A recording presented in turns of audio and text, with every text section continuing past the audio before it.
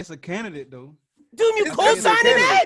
I missed it. What we talking about? Wait, It's dude, there's definitely a no candidate. way you're co-signing a whole lot of Red album of the year. I'm gonna explain why though. I'm gonna get into That's my bag. fucking nuts, Doom. I'm gonna get into my. Oh bag. no, it's candidate. All right, It's for so sure Krista, candidate. wait, Krista, how you gonna feel when he don't condone Eternal Take as album of the year candidate?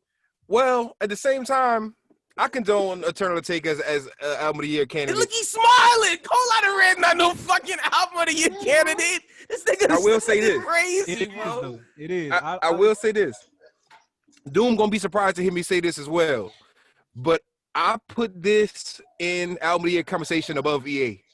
Above Oh EA. my, Hey, that's crazy. I didn't That's some expect him to crazy. say that. I never thought I would say that in my life, but hey, wow. the nigga did it. The man did it, bro. Wow, he did it. Wow. The more I listen to it, son, EA had skips. Big time. We've been telling you that for a while. No, I knew that. Like, I fuck with EA, but like most of the albums I fuck with this year had a few skips, but EA just had. I was happy that EA had all the skips to the end, so I could just listen to the front half and then just cut it off. Then But- all you got to do next is listen to how I'm telling you this shit not that good, and then we'll be good. Then we'll be Not good. happening. We'll be good. You But can't all convince me right, with this one. whatevs. Let's get started one time for everybody in the building. Hold on, let me find my sound effects. Because I had to start recording because that was some fire shit. One time for everybody in the building. It is episode 176, I believe. Oh, no, 175. And this is the end of the year episode. There's going to have the Bros Who Think awards on it. Joining me as always, to my left, Mr. Brooklyn. To the bottom left, we got Doom. And then coming into the episode, niggas was asking for him. Whole lot of red conversation. Mr. Chrissa SJE, bottom right. How are you fellas doing this week? I'm going to start off with Chris, man. Chris, how you doing, bro? Feeling red, man. I'm feeling red, bro. I was feeling That's why I'm green wearing red for blue, Christmas, nigga. but I'm feeling red for the rest of the year, You man. see, one of the funny thing for Christmas, I didn't even wear red. I wore green, nigga. Whole lot of greens in there, and a whole lot of blues. Doom, what is up, man? Doom, how you doing, man? Man, I'm good, man. We coming off a Saints and a Pels win. Yo, My week always revolve around them niggas. They can make or break my shit. So yo. All right, Pels 2-1. Let's go. I'm not even hype on the Saints win because them niggas just need to. That's expected, you know. But the Pels, look, we done beat the Raptors, we done beat the Spurs. Only niggas we lost to was the niggas that went to the finals last year. Can't be mad at that.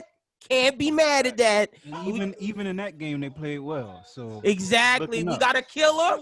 We got a killer in Brandon Ingram. Zion's growing. We're starting to see defensive double teaming more. But the person that's impressed me the most, Zoe only had one bad game. Miami.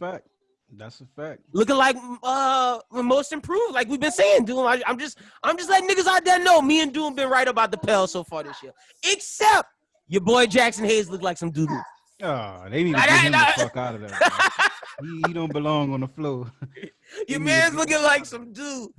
But look at the bandwagon holding up 3. What's up, It's nigga? been 3 games. Y'all going crazy. Like, first of all, y'all trying to kick this man out of the Orleans. It's been 3 games, my nigga. Relax. Gotta keep it real, man. I want to kick him Tryna out of send him to the Orleans. He Knicks. just need Relax. to spend some time on the bench. Yeah, he needs to sit down on the bench, man. Let's play some Willie Hernan Gomez, man. Let's give some more people some time, bro. Give them all some time. And nigga that balling. But let me just say this, everybody out there. If you see if Brooklyn start championing the Suns, it's fake. It's fake. Nigga, I know y'all remember 2 years ago, this nigga gave up his card. Fake, nigga. But y'all gonna be the 4th seed. I'm not gonna lie. Y'all gonna be the 4th seed, nigga. How you doing? You got a daughter. How was Christmas, nigga? It was crazy. I mean, she bad as hell, so she don't really listen to nothing. But, you know, she was tearing up the fucking wrapping papers, tearing up all the bags, tearing up gifts that wasn't even hers. She was tearing them shits up. She's like, oh, this must be mine. It's under the tree. Christmas, man, that's the best thing about Christmas, man. Seeing kids open presents. Because honestly, I don't get to open presents like talking about no more, nigga. I just get like when my girl give me and if my mama give me something. I've accepted that I'm officially at the age where I should just not expect shit. I got one Christmas present. Oh my God. Dude, you be getting butthurt too, nigga. Like He's down hurt, bro. I know that feeling, dude. Like all my aunts and uncles who used to give me shit, don't give me shit no more. And I'm just like, damn, niggas.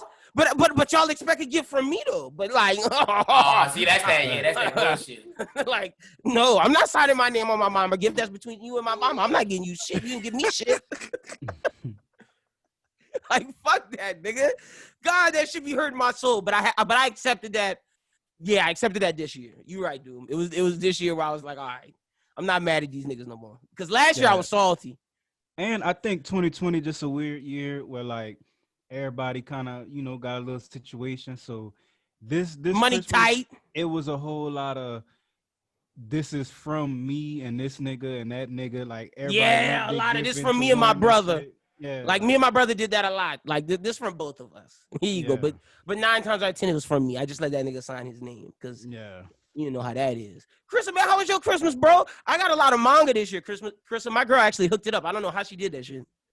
Man, I didn't get shit for Christmas at all, bro. Like the only thing I got for Christmas is from my girl. I got Okay, that's me too. Me too. She got me a pop doll. You feel me? Ooh, okay, lit.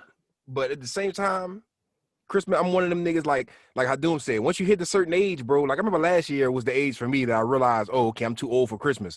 Last year, I remember I went to my family house before COVID and everything. You feel me? And my aunt, she took me to the store. She got buku Powerball tickets, and she came back and just gave everybody Powerball tickets. And I was one of them. I was like, okay, so this is my present. I'm with those this year. All right, I feel you. You know what I'm saying? Didn't win shit. Wait. I don't think it was Powerball. I think it was just like a lotto ticket. I think it was just like a little quick scratch off. So wait. What if you'd have hit on that bitch? She won like part. Nah, I think somebody did hit. Somebody hit, but it wasn't for shit. Somebody hit for like 100 or something like that. They just went cash it in. She was like, okay, so it was a scratch off. It wasn't a Powerball. I'm Exactly. thinking if you hit like the Powerball or the Lotto, like the big shit. Nah, should have been like PC, bro. PC. Fuck out of here. I need a steak, nigga. Like break me off. Oh man, yeah. Christmas was whatever. But I mean, I had a good time. I watched the Christmas movies, did the nog shit. My girl parents got me some shit. It was straight. Had a good lot of time, But I ain't go see my people because like COVID and shit. We only went stop at my girl and them people house. I wasn't doing the whole thing. But I kind of like that about the holidays. I think Doom was right last time. Like we don't really like our families. Yeah, man. It's like, bro, it was actually nice to just because you get that time off of work and shit, and you just chill at the crib. You ain't gotta worry about all that. Nobody.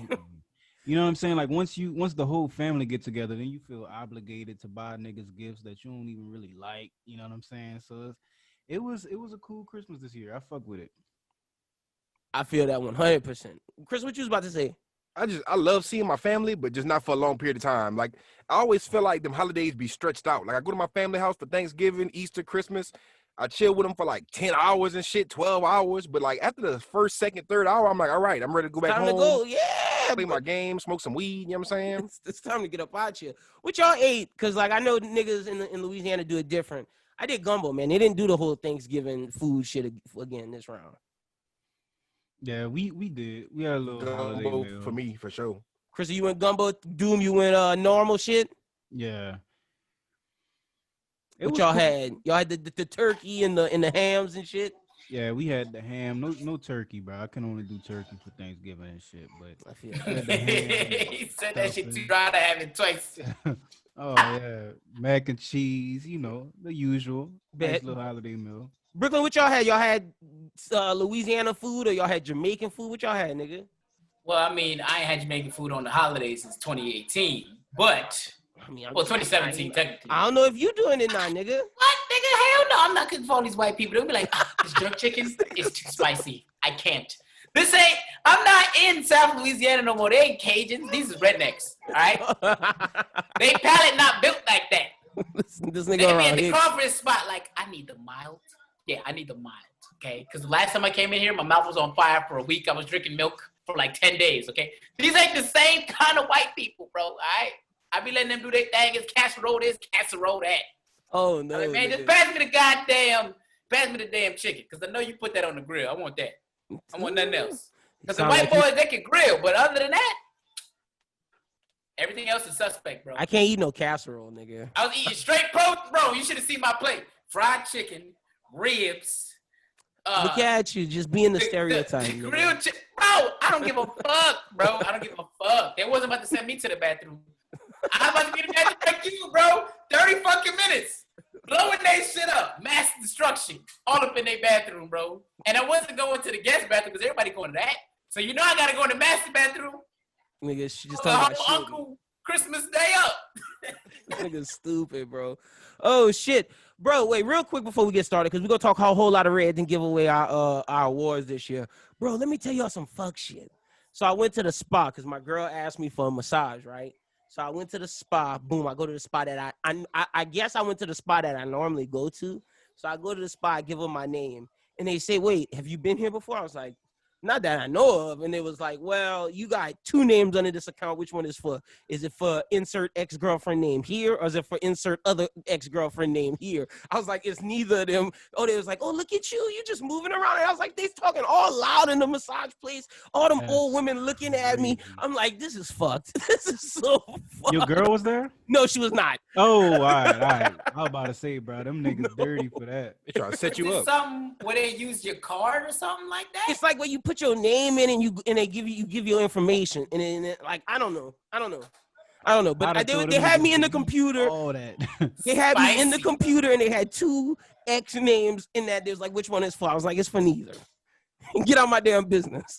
That's Ooh, they was like, this boy moving. We see you, big dog. They was like, they trying to dap him up. They said, fuck COVID. No, bro. they were not trying to dap me up. They was trying to play me. The black woman and that old white woman was trying to play me in front of everybody in that fucking stove. That shit was embarrassing. The guy was like, look at this hoe. Exactly. And then then they had an old white man in there. He just laughing. He like, and I'm like, nigga, fuck you too, nigga. Fuck all y'all. That shit had me laughing my ass off. Another thing that I got real quick. Have y'all ever experienced the person that has their birthday right around Christmas and they expect double? Fuck them niggas. That's a dub. My mom's birthday is Christmas Eve, nigga. Oh, Let's go, mine too. My whole life. You gotta get 2 gifts, my nigga. Dude, how is that? Because I know that shit must be miserable. It's tough, my nigga. Especially like once I got the age to be like working on my own. You know what I'm saying? And like me and my sister, we always gotta figure out what we gonna get. And then the problem is like, what do you buy your mom? You know what I'm saying? Because you gotta come with that struggle every year. 2. This year we got a phone and an Echo Dot. So, okay. Yeah, that's she had a lit. good Christmas this year. That's lit. My mama didn't want nothing, and I begged her. I was like, "Please let me get you something." She was like, "No, I want a big party for my birthday." I was like, "That's fucked." Now I gotta plan a fucking party. Like I could have went to the store and got you something like that, but like a party, nigga. See, but you got it good this year. You can be like, "Hey, COVID, we gotta keep this small, keep it tight." You know what I'm saying? True. You don't want to go too crazy. True. And that's definitely how I'm gonna play it off. But then that's how you got to, bro. You gotta play up that card. Bro, when COVID over, I'm gonna be fucked. That's my excuse for everything. Oh yeah, me too, dude. Me too. Every time my girl want to do something, I'm like, we can't really go hang out with these people because of COVID. Rona. You shrug your shoulders. The Rona. I'm like, I don't know where your friends have been. Like, I can't really hang out with them. There's corona. I've seen them outside, no mask. Yeah, I can't do it.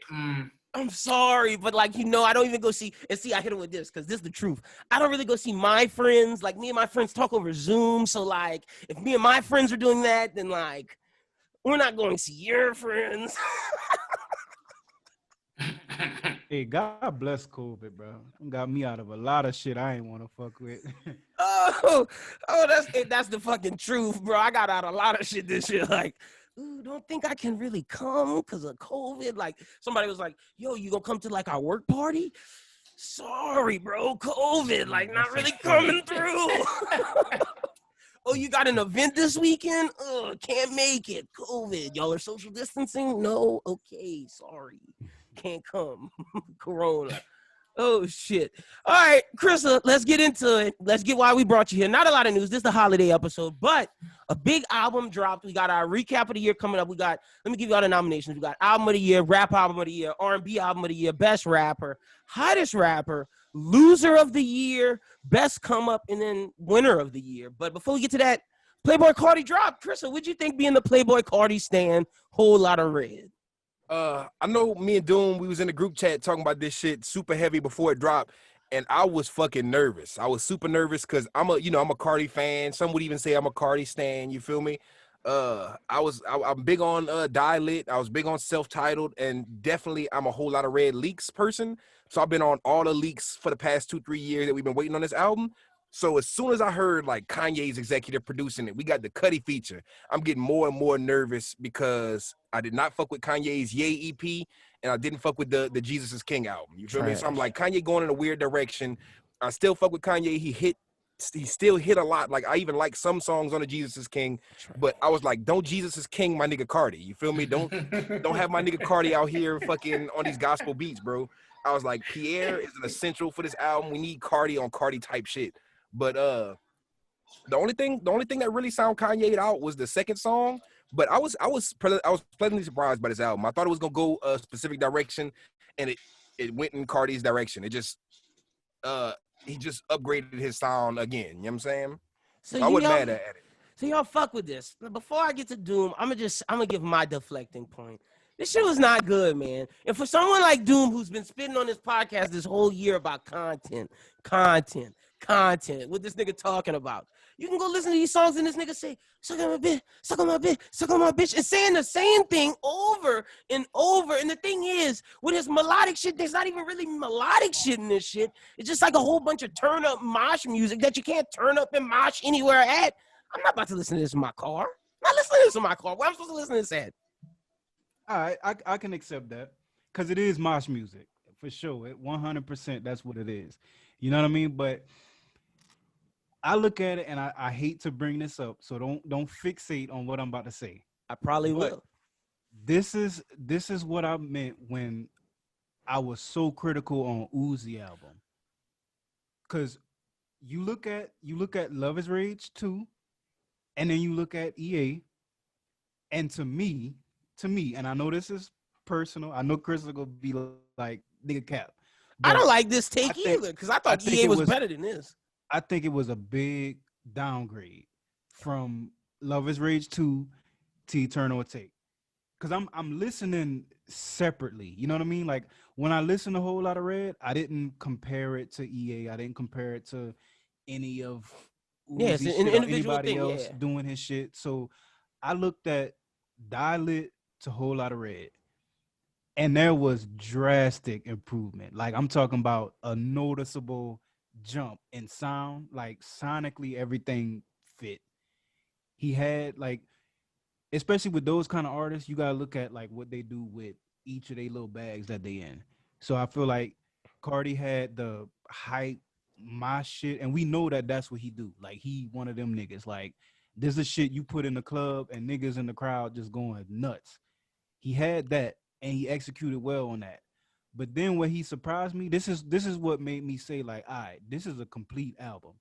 He had a lot of melodic songs about relationships. Then what's the name of the song? Punk Monk? I think Punk Monk. Yeah, that's After Control. That's 15.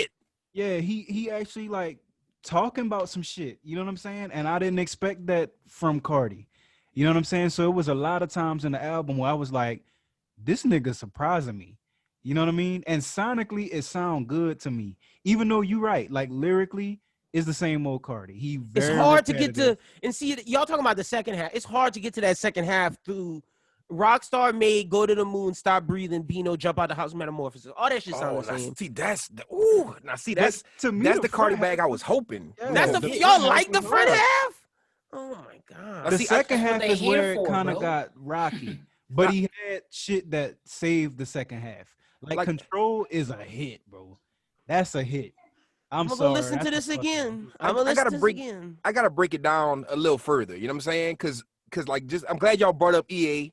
I'm glad y'all brought up, because Doom made a lot of great points about the transition from Dial-Lit to Whole Lotta Red. Now, when I look at EA, right, and not comparing EA to Love Is Rage 2, but when you look at EA, he gave us 3 different styles on the album. He gave us Baby Pluto, he gave us Renji, he gave us the Lil Uzi Vert bag. That's how he himself broke it down. So you get the first 6 tracks, which are probably my favorite tracks. The Baby Pluto, Low Main, Silly Watch, Pop, You Better Move, Homecoming. That's his hard, aggressive, like freestyle, no auto-tune. He just rapping bag. You know what I'm saying? And then he gave us Renji, which was more melodic, super, super melodic. And then he gave us the Uzi bag, which was the more artsy kind of stuff. I like that because he showed you the like, you know what I'm saying, the diversity of his sound, and he batched all the songs that sounded together in the same little thing. I feel like Carti did something similar. Like, he was like, okay, I feel like Uzi got better songs than Carti on that out. Like, I feel like Uzi has legitimate better songs than the Carti song. Like, see, from Baby Pluto to Venetian to Prices to then when you go into the fucking deluxe with Bean, Yasirski, Trap This Way, and then the shit with Dirk and Myron.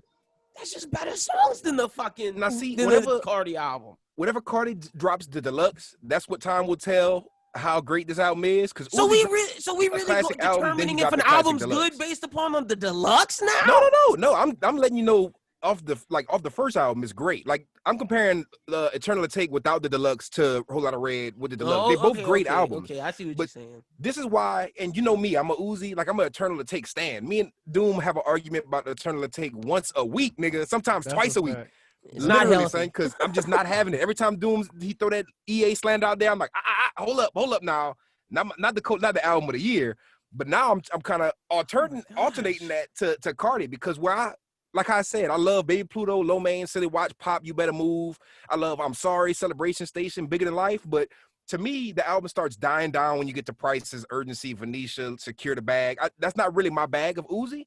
But whenever I listen to a Whole Lotta Red, literally every single song, the only song that I would say is a skip on this album is New Neon. And that's because I heard the song before the album. Like that's one of those ones that's the only leak that made it onto the album. That was polished up. Also, can I ask, how can I like a Uzi album when I think Mario Judah did it better than him? You mean Carti? Yeah, than a Carti album. There's no such thing as Carti as Mario Judah doing it better than Carti, bro. Mario Judah Whole Lotta Red was better than Carti Whole Lotta Red. That's big cap. Mario Judah dropped 3 songs. He dropped 3 songs. One of them, Bean and Lean, was definitely derivative of a Carti leak. He had a Bean and Lean like leak a while back, and it sounded just like that. The one thing I will say about Mario Judah, I definitely like that Bean and Lean song because he had that little ad-lib that like Mario Judah, he was doing more shit than just freestyling. Like Mario Judah had them weird. He was experimenting with Carti sound more than Carti has experimented with his sound. Ooh, which one you like more, Carti or the Mario Judah shit? I like Whole Lotta Red better. Okay. But the Judah shit was tough. That nigga dropped 3 songs. I'm not even gonna lie. I listened to Whole Lotta Red. Like as soon as I hit play on that motherfucker, the whole time I'm thinking, this better be better than Judah shit. It better be. You know what I mean? Because Judah did that shit as like a troll. Like just like, let me make some bullshit in a week just to do this, whatever he was trying to do on social media. They got a better song than Bitch. And it was hard. Bitch, stop that, son. I'm just First saying, of all, son, let me just tell you like this. That is a troll album. That was like a troll EP. He dropped 3 songs where he was doing Carti's shit on purpose. To me, that remind me, and this is an extreme comparison, but it reminded me of like when Weird Al Yankovic remixed your song. Chrissa, no, come on, I swear bro. to God, son. I swear to God. Fam. That's not right. It is because at the same time, he gave me Carti style, but it was watered down. This nigga, I don't think they don't like Carti, and like I can understand how you're not fucking with Carti, but you fucking with the great value Carti. That shit is not better than anything Carti has ever done. You know what I'm saying? Like it is good. I'll give you that. I was jamming that shit because I didn't have no Carti that week. Like I didn't have nothing but Dial and At Me or At May or whatever. So I was jamming it. I'm like, this is not bad. I'm sitting there like, Doom, if this nigga don't go harder than Mario Judah, it's over for him because Mario Judah really emulated his sound better than a lot of Carti Juniors that we've seen pop up over the past 2-3 years since Dial Lit. Because they've had niggas, I'm not gonna say no names, but they got niggas who popped out that have like, you know what I'm saying, ran off with Carti sound and tried to like evolve it. And Mario Judah's the only nigga who actually, when you hear that, you're like, is this Carti for a second? You know what I'm saying? But the content, like for a true Carti fan, you know what I'm saying? That's like me hearing like a Uzi knockoff, knowing that it's a Uzi knockoff. You know what I'm saying? Like I go to Uzi for certain things, and when you take that personality out of it, you just get like a carbon copy of it. And the same thing with Mario Judah. Mario Judah did a Whole Lotta Red, and it was entertaining, but it wasn't why I go to Carti. Like the reason why I go to Carti is for that punk, that attitude type shit. I know that's Mario Judah's whole bag, but he do it different. You know what I'm saying? Like Mario Judah's not capable of making like a punk monk or like a stop breathing, you know what I'm saying, a jump out the house. He's very capable of doing like the melodic bag because he did Bean and Lean. He did like all the 3 songs on his little EP was all auto-tuned out, baby voiced out. He mastered the Carti baby voice bag. But the thing about Whole Lotta Red that makes Whole Lotta Red great is that he didn't go away from the baby voice, but he gave you more than that. Like the first 5 songs was no baby voice. It was straight screaming. To me, it reminds me more of like Future because the aggression behind his voice, like the way he's yelling and like stretching his voice and his like, you're hearing the scratches and creaks. It's really on some punk shit. but like he gave us the baby voice towards the end, and that's why I really liked it. He gave us this new sound where he's like, look, I'm trying something different, I'm experimenting. Then he gave us the baby voice towards the end with songs like, you know what I'm saying, King Vamp, Sky, Place, Over. And a few of those songs towards the end was produced by Pierre. So he was like, look, this is for y'all Die Lit fans. Y'all fuck with Die Lit, y'all gonna fuck with this bag. But the beginning bag was something completely different. Like Mario Judah couldn't even predicted that. You feel me? Like Mario Judah could only go off of what Die Lit sounded like. You know what I'm saying? I have a question for the people that, before I get Brooklyn's take. What if you're not a Playboi Carti fan? Because I feel like this album is just for his fans. Like, what if you're trying to encapsulate new people? I don't think he does that. I don't think his music is welcoming to new fans. That's why I disagree though, because Chris will tell you I hated Carti before this project. Hated that nigga. Like I was telling him this before we started. I went back to Die Lit and I still was like, nah, I can't do it. You know what I mean? Like it's not terrible music. It's just not for me. And I feel like what he did with Whole Lotta Red was he took the winning formula that he knew niggas loved on Die Lit, and he said, all right, how can I times 10 level this shit up? And he did that on Whole Lotta Red. Like, it's something different. I was telling him, like, it sound like he turned it into a high level movie type shit, and before it was just like a YouTube short film. Like it was still a movie. It was you niggas is wild, bro. I saw niggas joking on the timeline about that shit, asking if this is a concept album. I was like, no, it's not a fucking concept album, but it definitely had a theme. This shit is. I liked it, bro. I liked the theme. Like you can hear that vampire goth nigga theme in the whole album. Brooklyn, you fucked with this album? Like I said, I listened to it one time through. I think Lynn's biggest issue with this album is the timing that it came out, because me and Lynn, we seasonal niggas. Depending on the time of the year that the album come out, it puts you in a certain mood. And I know him, he a happy nigga right now. You know, him and his boo thing, they be doing their thing. And it's not the kind of music for him right now. This is not where he at right now. It's the same thing what we said when he was too quick to judge the Kid Cudi album.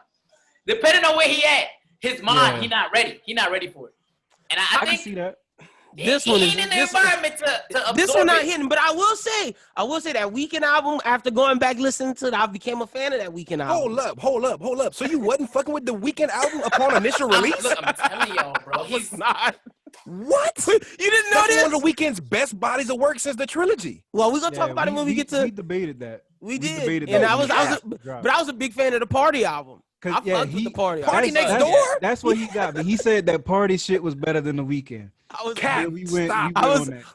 But I took it back. I took it back. I took the it cap back. on this app. But that Party album was hard. But all right, y'all fucked with a Whole Lotta Red. What y'all give that shit out of 5, man? Let me get the fans' perspective. What y'all give that shit out of 5, dude? Out of 5. Out of 5. Oh, out of 5? Yeah, out of 5. I'm gonna go 4 out of 5, and that's really good. That's really good. That is really good. I know. Fact. Chris, what you rating this? Please don't say no full point something. It's close to 5, bro. I'd say 4.5. God. So when you listen, like you gotta hear me out. All right. So I'm a fan of Carti. Like I liked Self-Titled. Self-Titled has some misses on it. You feel me? I thought that was his best work.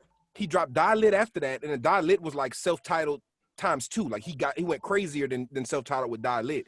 So I was expecting him to keep going up with a Whole Lotta Red. He did. Like literally when I'm looking at the track list, I can't name one song that I don't like. At first, when I first heard that Kanye feature? Okay, that one is one that I wasn't super impressed by. But I will say Kanye actually, when I first heard his verse, I was like cringe. I was not fucking with it at all. But going back on it, it's not a bad song. You feel me? It's just super short. The main thing I don't like about that song is that Kanye, like it's a 1 minute and 59 second song, and Kanye rapped for like 1 minute and 20 seconds, and you get like 30 seconds of Carti on his own song, and they previewed the whole thing on the snippet. Like it was a short snippet, but it's a short song. Like you don't get too much with Go to the Moon, but that's one of them ones that's like it's just 2 minutes. It doesn't overstay its welcome, so it's not my favorite song on the album, but they got it out the way real quick, real early. And it didn't really damage anything. To me, the Metamorphosis song with Cudi was more damaging because that's like 5 minutes of not going no fucking where. Like the best part about that Metamorphosis song was Cudi's ad-libs, you like that song, Cudi's huh? verse. I didn't. Like, you didn't. And that was the thing, because when I looked at the features and the track list, that was the one, because I listened to it in order. I was like, I wanna hear if the actual sequence of the album matter.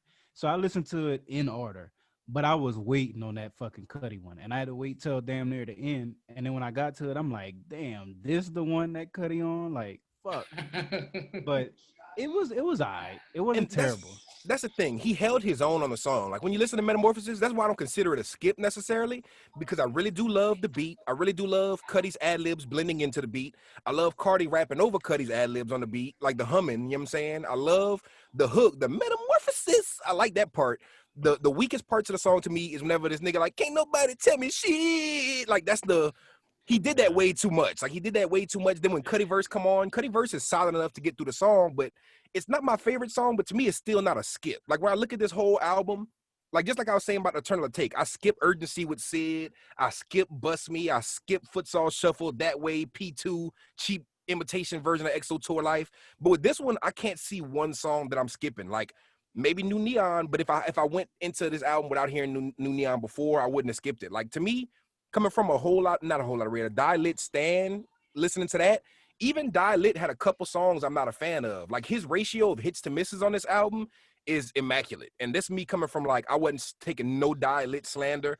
And Die Lit has songs on there that I'm not listening to at all. You feel me? This is one of them that like, this man really took his old style that was already a W and turned it into a W again and made it a more polished W. Like when I say he's never gotten personal on songs before. He's gotten personal on songs like Punk Monk, talking about shit that happened in his real life. He's talking about, like Hadoom said, he has relationship songs on here. He's never really had relationship cuts outside of a song called Mileage with Chief Keef, talking about how he don't care, he'll fuck a girl if she fucked a lot of dudes or not, which is not really personal. It's just like it was like a catchy song at the time. But this one, you really see Cudi. And this is why I think Doom really likes it. Because, and not to speak for you, Doom, you know what I'm saying? You can say whatever you want to afterwards. But I feel like you one of them people, we had that conversation about Eternal Take, how you said Love is Rage 2 was great, then Eternal Take didn't reach those standards. This is Carti, and he gave you his signature Carti shit, but he just decided to up it. Like, he definitely let you know he was putting in that effort to make it better than his last project. Yeah, that's exactly it. That's really it. Like for Lynn, like look at somebody like if we watching basketball or some shit, and you look at BI and how he elevated his game last season, you respect that leap that he took from like Lakers Brandon Ingram to New Orleans Brandon. So you respect you respect the elevation, right? And you're not necessarily comparing his elevated version to like a LeBron or a Giannis. You just looking at like, damn, he was LA BI last year. He was good for what he was. Yeah, in that 1 year, the leap that he made, that deserve a lot of respect. You know what I'm saying? All right, I feel that's a good way to put it, Doom. Because I'm sitting over here like, man, I don't fuck with this album at all. I fuck with it, bro. But I feel that. I fuck That's with why it I fuck with Meek Mill last album. Now that's a good point because I think that was Meek's best album. That's a good point because the elevation and just the growth in that. Because to me, Meek was stagnant before that. All his albums sounded the same, and I hated him because I'm like, bro, you're a good artist, but you're not showing why. Like, you're just showing the same shit. Like, you blew up with House Party, and then it's 2017, and you still dropping House Party type shit. Like, nigga, evolve a little bit. And he dropped that last album. It had, like, Hove on it and Ross, and you could tell he was at least making that attempt. And it turned me to a Meek Mill fan from a Meek Mill hater. And this one, being a Carti fan, I've literally seen every album. And you could literally see the growth if you're looking for it as far as from a fan standpoint. Like, if you love Die Lit, you're going to love Whole Lot of Red. I gotta give it a 4.5, maybe 4.6. You know what I'm saying? All right, respect. I'm gonna give it another listen. And see. But for y'all to say album of the year, crazy. So go back and keep out Punk Monk and May. It's definitely a candidate. I'll say that. All right. And speaking of that, let's get to the awards, man. Let's start off with R&B album of the year. Let's start off with something easy. R&B album of the year. Chris, if you don't have one for this is cool. I didn't expect you to come on here with one of these. This is for me. If you don't have one, it's okay. I'm not mad. Does the Weeknd count, or is that pop? That's what I was gonna ask y'all before we started this. Do we count the Weeknd? If we do, then that might change my answer. If we don't, then I know where I'm gonna put him. I would. You count it? Just okay. Because it sound pop, but it's not like that club trance type pop where he was at with like Kissland and shit. So Brooklyn, you count it too? He had R&B too. I was gonna say that. I was like, the amount of R&B songs that gave you that R&B vibe on this album was probably the most that he's had in a while. Because He was kind of drifting. Shit, But why he had man. been drifting to the pop shit? Well, like then he was that trying to makes compete with this Bruno. difficult. That makes this difficult if we count it. Because Even still, I know where I'm going. I was You planning know on where I'm not going. I know where counting you it. going too. I know where he going. I was planning on not counting it, and I was gonna go with him too. But all right, dude, what you got? R&B album of the year. If you got any nominations that you want to say, any people you want to shout out, but if not, you can give us your winner. I don't even need to say it, but I will anyway. Brent Fires, Fuck the I World, knew it. man. Yeah, I Album of the year, my nigga. Easy. I'm not mad at that. I'm not mad at that because that was one of my choices as well. All right, Chrissa, what you got? All right, so it's either out of After Hours, because with songs like Snow Child and shit like that, that's not pop at all. That's like he was really singing on that bitch, and it was like slow Facts. ballad. Yes, he So was. I'm giving it to The Weeknd all day. But the only contenders, I will say Brent Fayez was a good contender. I will say, I'm not gonna troll and say Uzi is a contender because that wasn't no R&B album. I just wanted to troll real quick. I just wanted to troll and say like, I'm sorry, you never heard I'm Sorry by Uzi. But no, son, the only album that I would say, because I will give Brent Fayez a shout out. Like he's an honorable mention. I really enjoyed that album. But it's either After Hours. But if it's not After Hours, I'd have to give it to Thundercat because Thundercat made an amazing. You took amazing my album. yeah. That's my like right under The Weeknd for me. All right, well, I'm gonna go to Brooklyn before I give mine, but I'm glad you said that. You took one of my takes that was coming. All right, Brooklyn, what you giving the award to, and what you giving some noms if you got any noms? The noms definitely for Thundercat because like we were saying earlier, bro. I was bumping that shit all summer, so I was like, Thundercat album is amazing. that shit was fire, bro. But now that I thought about it, I'm definitely giving it to After Hours. Now that I'm thinking about it, because I wasn't considering the R&B album, because I didn't think y'all was gonna consider it too. I didn't think they were. I didn't think they were either, because I had it at another spot because I had to give The Weeknd some love, but I didn't think they were. Right. All right, well, yeah, I'm nominating Brent. Brent has to get a nom, honorable mention, because Brent shit was amazing. Brent was gonna be my winner before y'all told me what y'all told me. Thundercat got to nominate. It is what it is. That Dragon Ball do-rag shit is fucking amazing. You just driving your car. That's what I'm looking for, nigga. Not no Whole Lot of Red, nigga. Give me something like I that. knew he was going there. Give me something like that, nigga. Give me some smooth shit, nigga. Something I can vibe with. I want to shout out Kiana Lede Kiki. Her shit was hard as fuck. Also want to shout out my guy Xavier Omar. His shit was hard as fuck. The If You Feel joint. He just dropped that like a month or two ago. That shit was hard. But I gotta go to After Hours, man. After Hours was fucking special. And the reason, even more so while I'm going with After Hours, is because I didn't like After Hours at first. I didn't. And I was like, what's The Weeknd doing? I didn't get it. But then as I slowly just like kept going back, kept listening to it, from Too Late to Heartless, that's just you don't touch it. You just let it play. Snow Child, Hardest to Love, Escape from LA. Then you get off of Heartless because that's the pop shit. Faith, amazing. And then you get to After Hours, Save Your Tears, and Repeat After Me.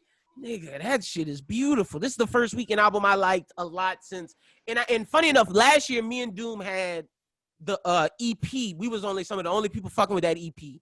But because that EP was amazing. The fucking, and it still may be The Weeknd's best project. Oh, the fucking Selena Gomez EP. No, not the Selena. Garbage. Wait, which way you going, nigga?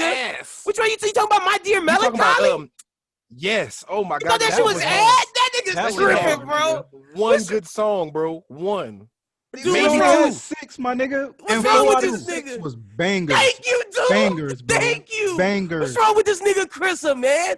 What I you was so talking glad about? this album did not sound like that. Like that shit was boring to me, son. Like I heard it on Try like Selena Me, Gomez. Wasted Times, I Was Never There, Hurt You? Nah, nigga, you Yeah, I don't that even shit remember them was songs. That shit is That so shit forgettable was to me. fire. What's I'm wrong gonna with go this back nigga? to it. I'm gonna go back to it That and give it a shit was second fire. try because Thank I'm a you, Weeknd dude. fan. Thank you, dude. That shit was fucking Hey, amazing. I got a question for y'all before we move on from the R&B thing. Would y'all consider Daystar an R&B album? Look, I know Chris hot over there. I'm not even saying shit about I'm not that. gonna consider it Doom, but I think if we was giving Best Hybrid, it'd have to be nominated. He definitely had some Yeah, R&B bro. flavor on there, like nothing. Cause that Lose You joint, Yeah, hybrid is a good word. To call it. that Lose You joint. Bro, I'm saying Jokes on Me when I did. Yeah, the that's what it is. 2020 Jokes. rap, Yeah, that's what it is. Not Lose You. It's Bro, Jokes on Me. That's what it is. that Jokes on Me was my highest stream song of 2020. It was. Whenever It's amazing. Spotify did the rap. That, hey, bro, that nigga, that is a fool, bro. Mhm. A fool, my nigga. And Jokes that on Me was is R&B. phenomenal. That Jokes on Me was an R&B song. I don't give a fuck. That If we was doing no Best rap at all. Hybrid, it's tough for him to win. Cause we gotta remember Dark Takes demo came out this year, and that shit was hard. Dark Tape's demo was hard. I still like Daystar better than that though. I would still roll with Daystar. And I know Drake, you boy, but Dark Tape, Daystar with Dark Tape. Daystar was a hell of a project. Chicago Freestyle, the Song Cry remix, Desires. Hey, and I love that shit. I loved it. But Daystar, especially for the fact that throughout the whole album, he was talking about some real shit. And everybody No, he was not. That nigga was cloud chasing. I knew it. That was a cloud album. I knew I can't let you Chrissa get that hold off, it in son. no more. He was talking about some real shit. This nigga was talking about how, hey, I'm not gonna say too much on the album because I still got an open case. Then the week after the album, this nigga get on Instagram Live and say everything. It's like, you could have put that on the album, nigga. Why you didn't put that shit on the album? I'm listening to the album hoping to hear something. I gotta throw my nigga some bell though. If you was in that situation, you would want the world to know, hey, I ain't do that shit. If I was in that situation, I would not have shot Meg Thee Stallion in the foot, first of all. Second of all, I knew he was gonna say that. I knew he was Second of all, gonna say that. If I didn't shoot that bitch in the foot, what I would do was I would come out and then put out the statements, but he was quiet as fuck. Your first statement should not have been with an album, because to me that says pay me. Y'all want to hear the story? Come to the album, baby. I like I don't care if it's a what it true was. story or not. I I don't like care if it's a it. true I story or love not. You gotta come back to the album and give me that I money, love baby. it. This I might be the love it, last my album nigga. of my career, so Doing like this y'all better run the stupid. numbers up. Exactly, my nigga. If I'm He said, thinking run it like, up. if I go do this juice for however long, my kid gotta eat somehow, nigga. You want? But why would you be doing the jokes if you didn't do nothing? There should be sufficient evidence to keep you out of jail.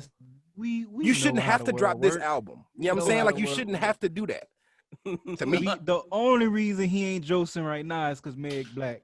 If that would have been Kylie, that nigga would have been locked the fuck up. Man. Y'all don't know even that. did no investigation. They'd have been like, Yeah, she shot in if the it was foot. She had a Kylie, hole it in her didn't matter foot. who he was. Yeah, it was over. He been deported. But all right, word. So Doom got Brent Fayez, me, Chrissa, and Brooklyn all have The Weeknd. Nobody gonna say. I thought you was gonna say party. I thought I was I getting ready wasn't. for I you to wasn't say gonna party. give him. I wasn't gonna. He couldn't win it, but he could get a nom. But I just thought them other people's album was like. When I heard Thundercat album, I was like, that was just Party was just like a moment. His shit didn't like.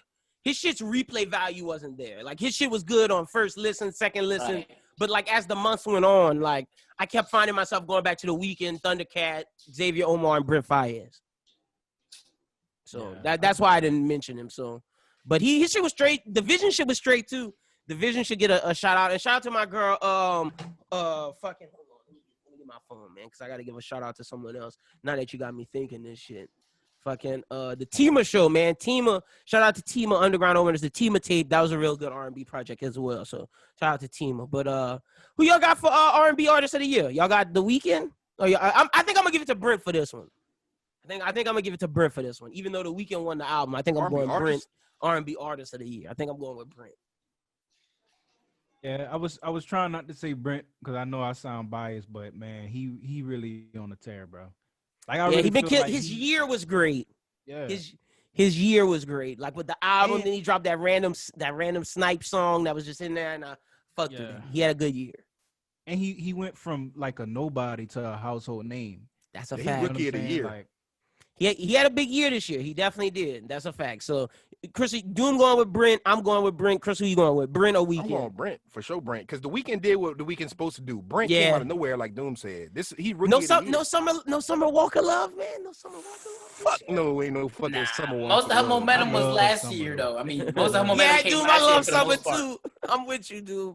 Brooklyn, who you got? Brent or Weeknd with this one? No, yeah, I'm going Brent because like her biggest momentum came in 2019, and The fact. like my dog Chrissa said, The Weeknd just did what The Weeknd we expected him to do. What That. he's So supposed like, to do. Yeah, exactly. That's a fact. All right, bet. Yeah, see, I knew R&B was gonna be easy.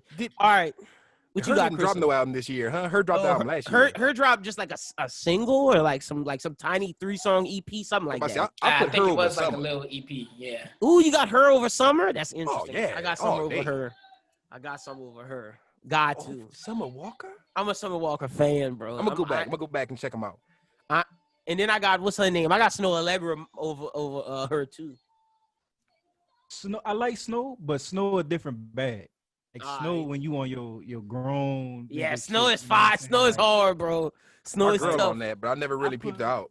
I put Snow like a new age fuck, why I just blanked on her name, bro? Sade. She like a new age, like she got I that. gotta go jazz check it out. She type, kind of is. You know what I'm saying? Like When you listen to Snow Allegra, it's time to get down to business. Like that's what time it is. It's definitely time. All right, but word. Let's see where we're going. We're not gonna go to rap album of the year yet. Let's do hottest rapper of the year. Now, there's a difference between hottest and best. Best means like you putting out that lyrical fire, like you're the best rapper alive. Hottest, you the nigga that's flaming up the streets this year, nigga. You flaming up the streets. So, all right, Doom, I'm gonna start with you on this one. I'm gonna start with you, Doom. Hottest rapper. As much as it's gonna pain me to admit this. If we talking hottest.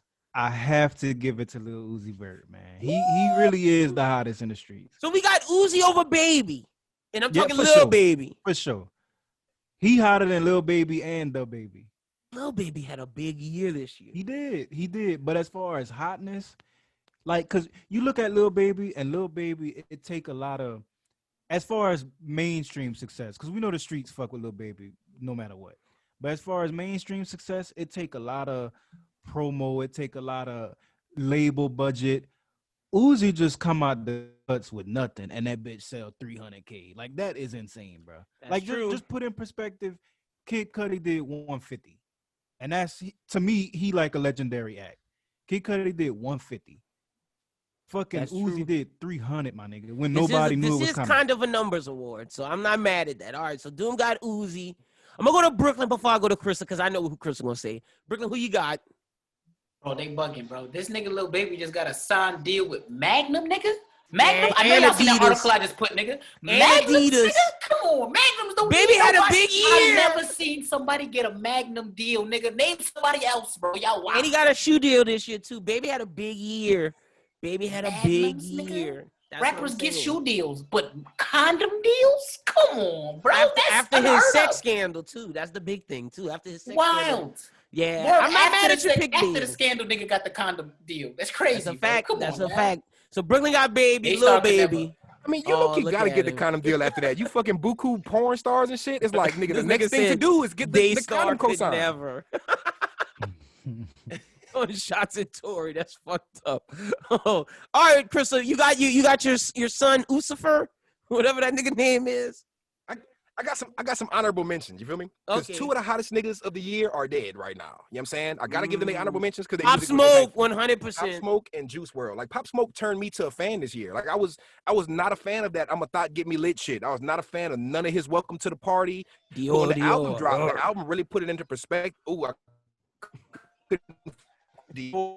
but I ain't gonna lie, that fucking album, I was like, damn, son, we lost him too soon because he didn't even really get to show the world what he could do. Like, That's he a gave the world fact. 2 singles and then died before the album dropped. And I'm sitting there like, damn, bro, he low-key had a lot of talent. Like, just to say he put together all that shit and that wasn't even, didn't he have a deluxe too? Like, dude dropped a lot of songs before he passed. So I gotta give him that. Juice WRLD album, Legends Never Die, was hella impactful this year. Like, you can't turn on 107.9 without hearing that song. I can't breathe. You know what I'm saying? But I gotta give it to them. I gotta give Meg Thee Stallion a nod because she was hot this year, regardless of if, like, I think she was hot, especially in the female world. It's not really my bag of music. I was expecting to be wild by her last album or her debut album, but I was more wild by the Sugar EP or whatever it was before this one. Yeah. Right. She's an honorable mention to me. And one more or two more honorable mentions for me, I would definitely say, or three. I'll definitely say Young Boy because Young Boy is always hot. Young Like, Boy that had a nigga big hot. year. He He did. the hottest in the streets. Like, this nigga dropped like 3 albums and all of them were successful. 16-year-olds love him. That's a Yeah, fact. facts. Facts. And You in little niggas Walmart usually thugging. They running his numbers up on YouTube too. So I'll give him that. Fact. And then Lil Baby is another one of mine. Thank you. But I feel like Uzi, and we talking strictly hottest. Hottest, it gotta hottest, be yeah. Uzi, bro. Because like Lil Baby was good, the Baby was good, but the Baby had a better 2019 and 2020. Yeah, I'm not He giving had it to the one Baby. song. I'd maybe even say Future because Future's album was great. Both of the albums he dropped this year were great. He had a bunch of good singles as far as Life is Good with Drake. Future kind of came back this year because he wasn't really hitting last year like he was this year. But Uzi, That is true. it's undeniable. He the only nigga hit 300,000 first week sales and then backdoor and do another couple 100,000 Way to for take the my deluxe take. edition. You feel me? Oh, no, So, no, he didn't take it. Okay, cool. All right, yeah, I'm definitely with Chris on nominating Meg because that's something I had. I'm nominating Meg. I'm nominating Big Lotto, a.k.a. Mulatto. She had a big year this year. She came up. Shout out to Big Lotto, man. I fuck with her. She fire, so I'm giving her a nom. I'm nomming, who else I wanted to nom that had a big year this year? Hottest in the game. I'm nomming Griselda, man. Griselda had a big year. I'm nomming Benny the Butcher. I'm nomming Conway, and I'm nomming West Side Gun. Them niggas 38 years old and putting out music like they 28, so them niggas killing it. I got to give Griselda a nod. They had a big year this year. I also, all right, this is where I'm going with it that's different. That's going to give my answer. I'm nominating Lil Baby, even though I was hype on the Baby thing. I got to give it to Uzi, hottest rapper of the year, not just for Eternal to take, but to double back and put out Baby Pluto X Pluto, the shit with Future, that shit was hard. That's why I'm giving it to Uzi. To double back and do 150 with him plus the 350 on your own shit, like your side album did more than Kid Cudi. So that's huge in my opinion. Like yeah, Cudi. that's a fact. That is a fact. So that's why I'm going with Uzi. But big year for a lot of rappers, and shout out to the female rappers out there. Y'all was killing it too. I gotta give one more honorable mention because nobody said his name, but I don't want to leave out here without at least giving him that nod because he had a good year. And this might be surprising because I'm not this nigga biggest fan, but Lil Durk had a good you right. year. Lil Durk had a big year. That's a fact. This is probably the best year of his career. Like, Lil Durk is actually a nomination for the winners of 2020. Lil Durk is one of my noms. Really? Yeah, because he had a big year. To be in that Drake song and to do everything he did and lose his friend, plus come up, big year for Lil Durk. Big year. So, you know. This is the only album, like the album he dropped this year, I forget what it's called. Not The Voice. I want to say it was before The Voice.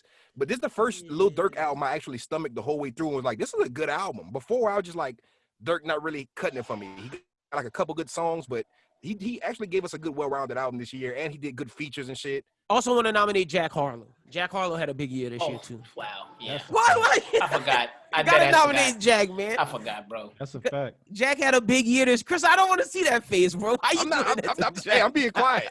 I'm being quiet. And he didn't do enough for me to say hottest of the year, but that album surprised the fuck out of me. That album is good. That's a good album, my nigga. That's a good album. That is he's definitely up for Rookie of the Year, Chris. So that's a great point. All right, word. Hottest of the year, hottest rapper. All right, let's get the best rapper of the year. All right, I'm gonna start this one. Fuck, I'm gonna start this one. It's gotta be Gangsta Gibbs. Best rapper of the year, gotta be Freddie Gibbs with the amount of lyricism he put out this year. Alfredo, best rap album of the year candidate. And just the way this nigga Freddie Gibbs was rapping this year, nobody could touch that nigga. That nigga was killing it. The only niggas that's coming close is the Griselda niggas in terms of best rapper. So I'm gonna go to let's see.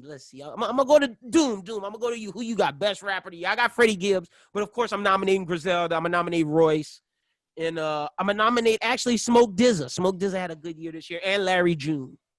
Yeah, as far as like rap, I say there was 2 albums I enjoyed this year, and that was the Benny album and the Royce album. And I liked the Nas album, but it wasn't. And we just talking about rappers, so I guess we just talking about best rappers. Nas in there, but I'm gonna go with Royce, just because he surprised me, and that album was like Allegory really, was hard, really fucking good. You know what I'm saying? Yes, it was. That shocked me because I never was really a huge Royce fan prior to that, so I'm gonna go with Royce. I feel you. All right, Brooklyn, who you got? Best rapper of the year. For sure, I gotta give that nod to Royce, because I ain't gonna lie, bro, when I was in high school, he used to be that nigga that it was like way too goddamn intellectual to stomach. But now that I'm older, I can see it in a different light. And I'm like, damn, I've been sleeping on this nigga way too damn long. But I think I'm going with Benny. Ooh, you going with Benny? I'm going with Benny, yeah. Benny had a big year, man. Benny had a real big year with the Plugs I Met, and then he dropped The Burden of Proof. Them Griselda niggas killing it. If I had to pick someone from Griselda, I'm going Conway over Benny, but that's just me. But I'm still giving it to Freddie Gibbs. That's the one I got. Chris, who you got best rapper of the year? Who you got? Nobody gonna say Jay Elect, you know what No, I'm saying? I'm not saying no. Jay Elect. I just had to fuck with y'all real quick. Y'all lyrical miracle ass niggas been waiting on Jay Elect to drop for y'all whole life. That show was Since my we whole was life, 6, we waiting on this They nigga whole to drop. life, my nigga. That shit did not deliver. That was No, a Jay-Z at all. album, nigga. Yeah, it was. But you know me, you know what I'm saying? Like, you know me, the lyrical, not everybody can understand the lyrical intricacies of I turned to a savage, I bought me a paddock, I bought my little baby one, you know what I'm saying? So I'm gonna keep Uzi name out of this conversation, you know what I'm saying? But to be honest with you, as far as rap, y'all know that's not really my bag. Yeah, I definitely fuck with Gangsta Gibbs album probably more than anything else. You know what I'm saying? I fuck with Benny album, but like Gibbs had that sound for me. And Nas, surprisingly, like I actually came away from Nas album. I put that shit on expecting the jokes off that shit. Like, look at this 50-year-old nigga trying to be Jay-Z. Hit Boy did that, bro. Album was great. Like his album was really, really good. Not only for the features either. Like the beats, the features, and like Nas held his own. I'm surprised to see Nas do this well in 2020. You feel me? So I'll say either him, and I don't want to say no trap rappers on here, but like to act like Lil Baby is not a trap version of Benny the Butcher. You know what I'm saying? They got the same content, just different deliveries for me. I feel like the Baby really surprised me this year. Like when he dropped, what's that song? The Bigger Picture? Yeah, that was a good moment for him. It wasn't like super lyrical as far as the wordplay goes, but his lyrics, like when you dig into his lyrics on his album, and just the singles he dropped this year, like he's definitely turning. Like I feel like 2021 trap niggas can't have the I make trap music as an excuse not to be lyrical, because Lil Baby is showing that you can do both. So I definitely that's where my nod's going to, because in my world of like the trap rapper, he's the best lyricist in the game. I'm not mad at you giving that to Lil Baby. I'm not mad at that at all. That's a great nom. And I feel like you said somebody else that I want. Oh, but the Nas shit was because of Hit Boy, and that goes to best producers. I gotta nominate Hit Boy and Alchemist best producers this year, man. Hit Boy and Alchemist had big years. Gotta give it to them. And I'm pretty sure I'm gonna give Hit Boy the dub, because Hit Boy had just a killer year when you go from Freddie Gibbs to Nas to Big Sean. Hit Boy had a big year this year. Big Sean album was pretty good too, but it wasn't big enough to be like Big Sean hip hop of the year. But it was really a good album. I feel like people slept on that shit. It had some gems on there. Yeah, it was all right. Hit Boy did his thing on there. Who you got as best producer, Chrissa? Because I know you got a lot of different takes for this. Before we get off of the rapper, you know who I want to give a big nod to? Because this isn't a rapper specifically, it's a group. But Spillage Village, bro. Like Spillage Village with Jid, Earth Gang, and I forget who last. Isn't it just Jid and Earth Gang, or is it Smino? I think it's Jid, Earth Gang, and Smino. Bro, like them boys had a good year. Like I watched the Tiny Desk concert not too long ago, and I peeped the album out. When I first peeped the album out, it hit like a Christian album to me. So I was like, this is not really my bag. But it was low-key metaphorical. Like it was low-key deeper than what I thought it was. Like when I watched them perform it on the Tiny Desk concert, I had to go back to the album. And as far as content albums, you could say it was like, it wasn't just a rap album, because homeboy from matter of fact, both of the dudes from Earth Gang and Jid can really sing too. They're vocalists, but the bars, like these motherfuckers be rapping their asses off. And I gotta give them their props, because them boys go hard. They definitely do. That's a good point. I want to come to you for producers, because I know you got a different array of producers than some of us. So who you think is one of the best producers this year? I'm just super biased. You know what I'm saying? Like I'm biased as fuck when it comes to my producers. Being that trap heavy production, I gotta say Pierre, because Pierre had a great year to me. His 2019 was probably better than his 2020, but he still showed his ass all 2021. So I definitely gotta say Pierre. That's why I want to come to you. Doom, you got any? I don't know, man. It's tough. Producers. Let me think on that. Let's think on that, because I went off the fly with that, because I just want to give Hit Boy some love. You know who else I want to throw out there? Kenny Beats. Kenny Beats definitely had a big year in terms of like using his Twitch to like mobilize his name and like get himself out there. Kenny Beats had a big year. Honestly, Timbaland copied his Twitch format. So like Kenny Beats definitely had a big year. Got to shout him out. That's a fact. All right, let's get to rap album of the year. I'll start with Brooklyn this time. Brooklyn, what you got for rap album of the year? All right, before I go, honorable mentions first, because I'm gonna be mad at myself if I don't say this. You're gonna think I'm one of these 16-year-old niggas, but I really fucked with that Rod Wave album. That Rod Wave album was nice. I'm just gonna put that out there before we get anywhere. He can't be, considered like a rookie type shit, because 2019 is really when he took off or whatever. But he really did that thing. Also, I really fucked with that Amine album. I'm just gonna say that for right now. Fire. Mm-hmm. But if I'm going rap album of the year though, I'm going St. John. St. John. Oh, nice. Rap album of the year, St. John. Okay, didn't expect that one. I dig it. All right, St. John had a great album. I know Doom is happy to hear that. I know Doom is over there like. I didn't know we was throwing him in the rap convo, but I take that. I'll accept it. because he's not R&B. He kind of is. He's a mixture. He's like hybrid to me. They got him under rap. He's super genre bending, but I like it. I'll accept it. I'll accept that. All right, I'm not mad at that. Doom, give me what you got, noms and everything. For album of the year? No, this is just rap album of the year. Rap album. All right. Oh, fuck, man. Whew, this is tough. I'm looking through a list right now. I'm just, man. I got a nom, Lil Baby. My Turn. Facts. That was a good album. Fuck, that's tough, bro. I'm a nom top, cause niggas not gonna give him his prop, but I'm a nom top. Actually, you know what? I'm gonna go with top. I'm gonna go with top album of the year, rap album of the year. Oh, The Burden of Proof. Top, Young Boy. Oh, you going with Young? Oh, this nigga going NBA Young Boy. Okay. Yeah, I'm gonna go with top, man. Oh, okay. All right, real. Put some respect on little top name, nigga. I was so confused who this nigga was talking about. Okay, bet. All right. Nigga said little top. Okay, Chrissa, what you got? Rap album of the year. I already know where you going with this. Honestly, if it's not My Turn by Lil Baby, that's honestly my number one if we're going with rap album. But Shoot for the Stars, Aim for the Moon, Pop Smoke, definitely a great rap album this year.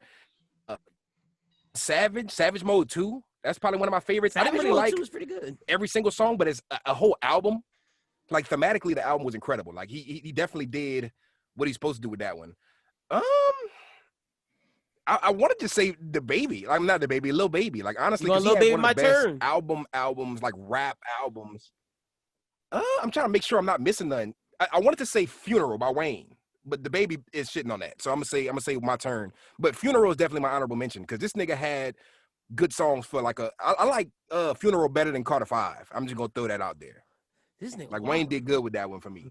Okay. Didn't expect to hear. Yeah, like he did. I ain't gonna lie, shout bro. out on this. He had some heat. Like I Don't Sleep with Takeoff. Like the one he did with Takeoff was super hard. The XXXTentacion song with the deluxe. You get Uzi features. You get Benny the Butcher features. You feel me? And Wayne held his own on all these. Like you get Tory Lanez features. I don't fuck with him, but I know that. I know y'all fuck with that. The features really showed they asses on this album, and then Wayne literally showed that he could keep up after he dropped the Carter 5, and it sounded kind of dated, if you ask me. All right, I'm not mad at that. All right, I'm gonna nominate Daystar because that was a great album. I gotta nominate Daystar. Give Tory his shine on this one. I'm nominating Heaven or Hell, Don Toliver. I thought Doom was gonna say something about this, but I gotta nominate Heaven or Hell, Don Toliver. Don had a good year. I'm nominating Dark Tapes Demo. I'm nominating Drizzy. He not winning it, but he getting a nom. That was some good rapping on that. I'm nominating The Price of Tea in China, Boldy James. Shout out to Griselda, Boldy James and Alchemist. That's got to get nominated for some hippity hop shit. That shit was great. I'm also gonna nominate Lil Baby, My Turn. Like Chrissa said, Lil Baby was fire. I'm gonna nominate But All We Do Is Well by Adam Dollars, Baton Rouge, Louisiana's own. Gonna nominate him for best album, hip hop album of the year. I'm also gonna nominate Trey Lewis, Back Out the House. His shit was super hard, hip hop album from Baton Rouge. And I'm also gonna nominate, before I give my winner, no, I think that's all I'm gonna nominate. The winner for me is Freddie Gibbs, Alfredo. What Gibbs did with Alfredo and Alchemist, that shit was fucking immaculate. I didn't expect to hear a Gibbs album like that and really fuck with it. So Gibbs really surprised me. That's my rap album of the year. All right, let's go to album of the year, the genre bender. I feel like we need one of them hybrid categories like alternative hip hop, because I feel like people like Don Toliver and St. John and a lot of these artists won't ever get rap album of the year because their album wasn't as rap as it was like alternative rap. So I feel like if we had like an alternative rap, I feel like these motherfuckers would not be honorable mentions, because like to me, St. John had one of the best albums of the year, but I wouldn't quite give it album of the year, but I wouldn't quite give it hip hop album of the year, but in its own lane. Like I feel like St. John and Don Toliver in the same lane. I feel like hybrid. Best That might hybrid. be like a number one.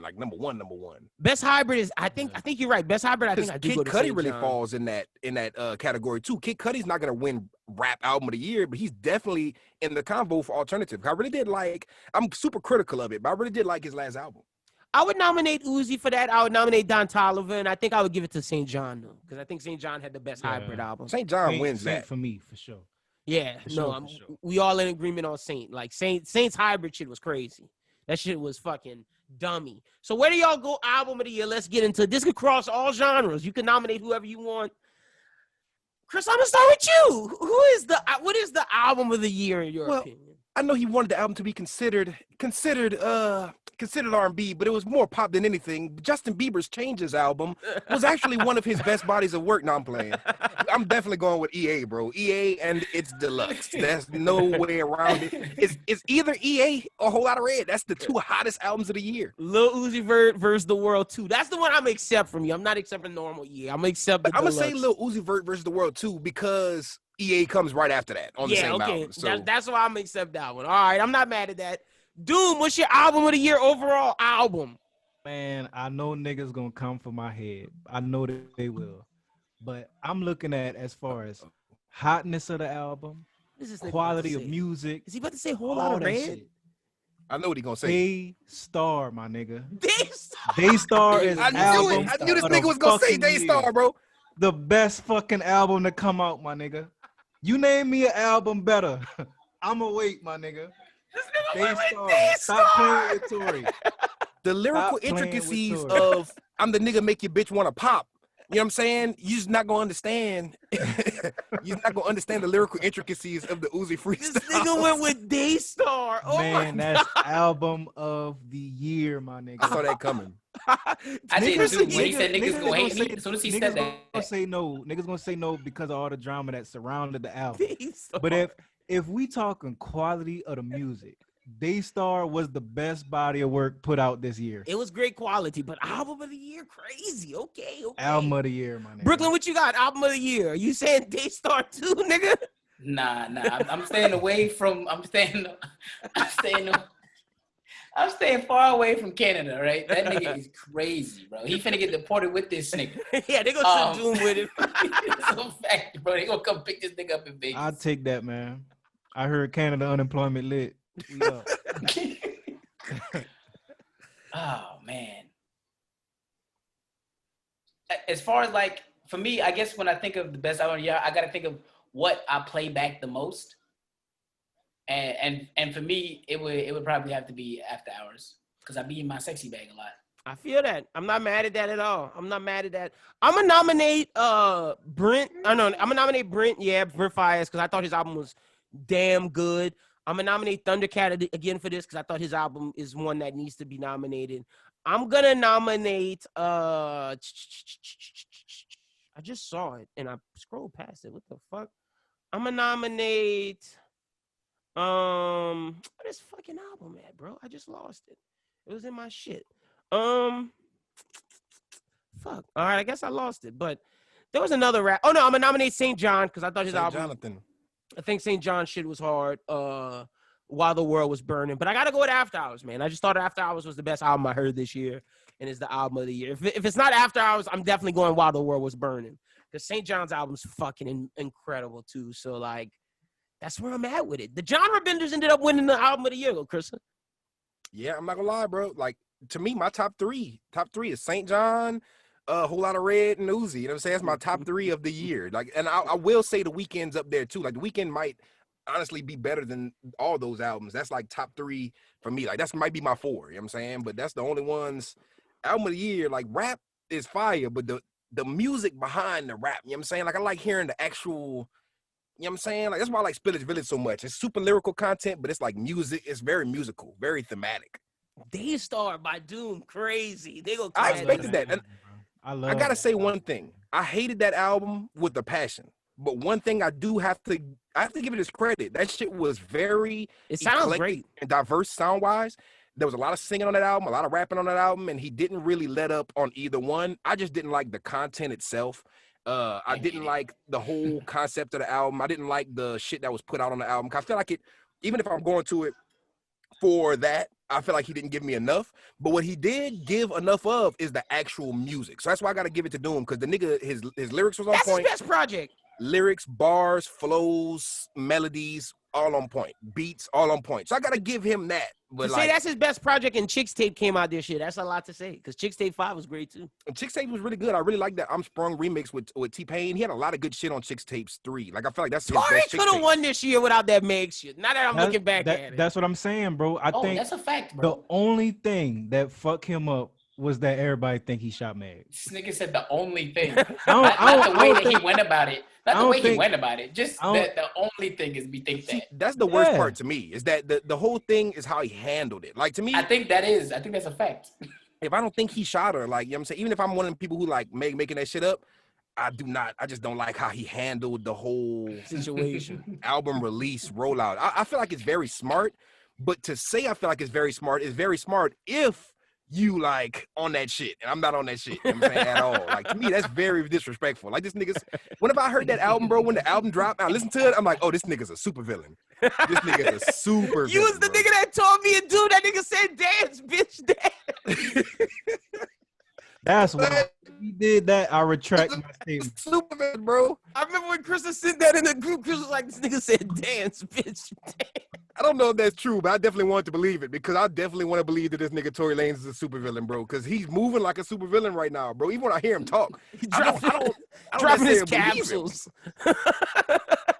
That If nigga, he did that, I take it all back. But The dance bitch dance. nobody proved that, so I'm just going off the music. And we is know the that, dude. best album I ever heard, my nigga. That shit is good, bro. Shit, that nigga said That best shit- album he he ever ever heard. heard? That shit is fucking good, my nigga. I don't know about that. That's crazy. I might have been reaching with ever, Yeah. but in Yeah, a long definitely time, my reaching. nigga. In a long Definitely time. reaching. This nigga saying In a D-Star long better time, than bro. Thriller. In a long Nigga said- time, my nigga. Fuck Nigga MJ, bro. Nigga Fuck said Prince, D-Star nigga. better than Purple Rain. This I nigga didn't say said all Thriller. that. I didn't say all that. That's what I'm going. This nigga said For the D-Star better fans than the listening, Carter please 3. do not kill me. I was just playing. But look, Oh, shit. for sure this year, that's the best album I heard. All right, let's get into the loser of the year. A lot of losers this year. A lot of niggas lost. I got some noms. Y'all, we'll just go. I'm going to just list off a bunch of niggas. And y'all tell me who y'all got. And if y'all got anybody else that should be nominated, let me know. I'm nominating Doja Cat. Big loss. Bitch was in chat rooms showing feet to racist infidels. Loser. Trump lost. Trump lost the election. Literal. Big Literal L. Big L. Literal loser. 6ix9ine came home from jail, thought he was gonna be popping, fell off. Big L's.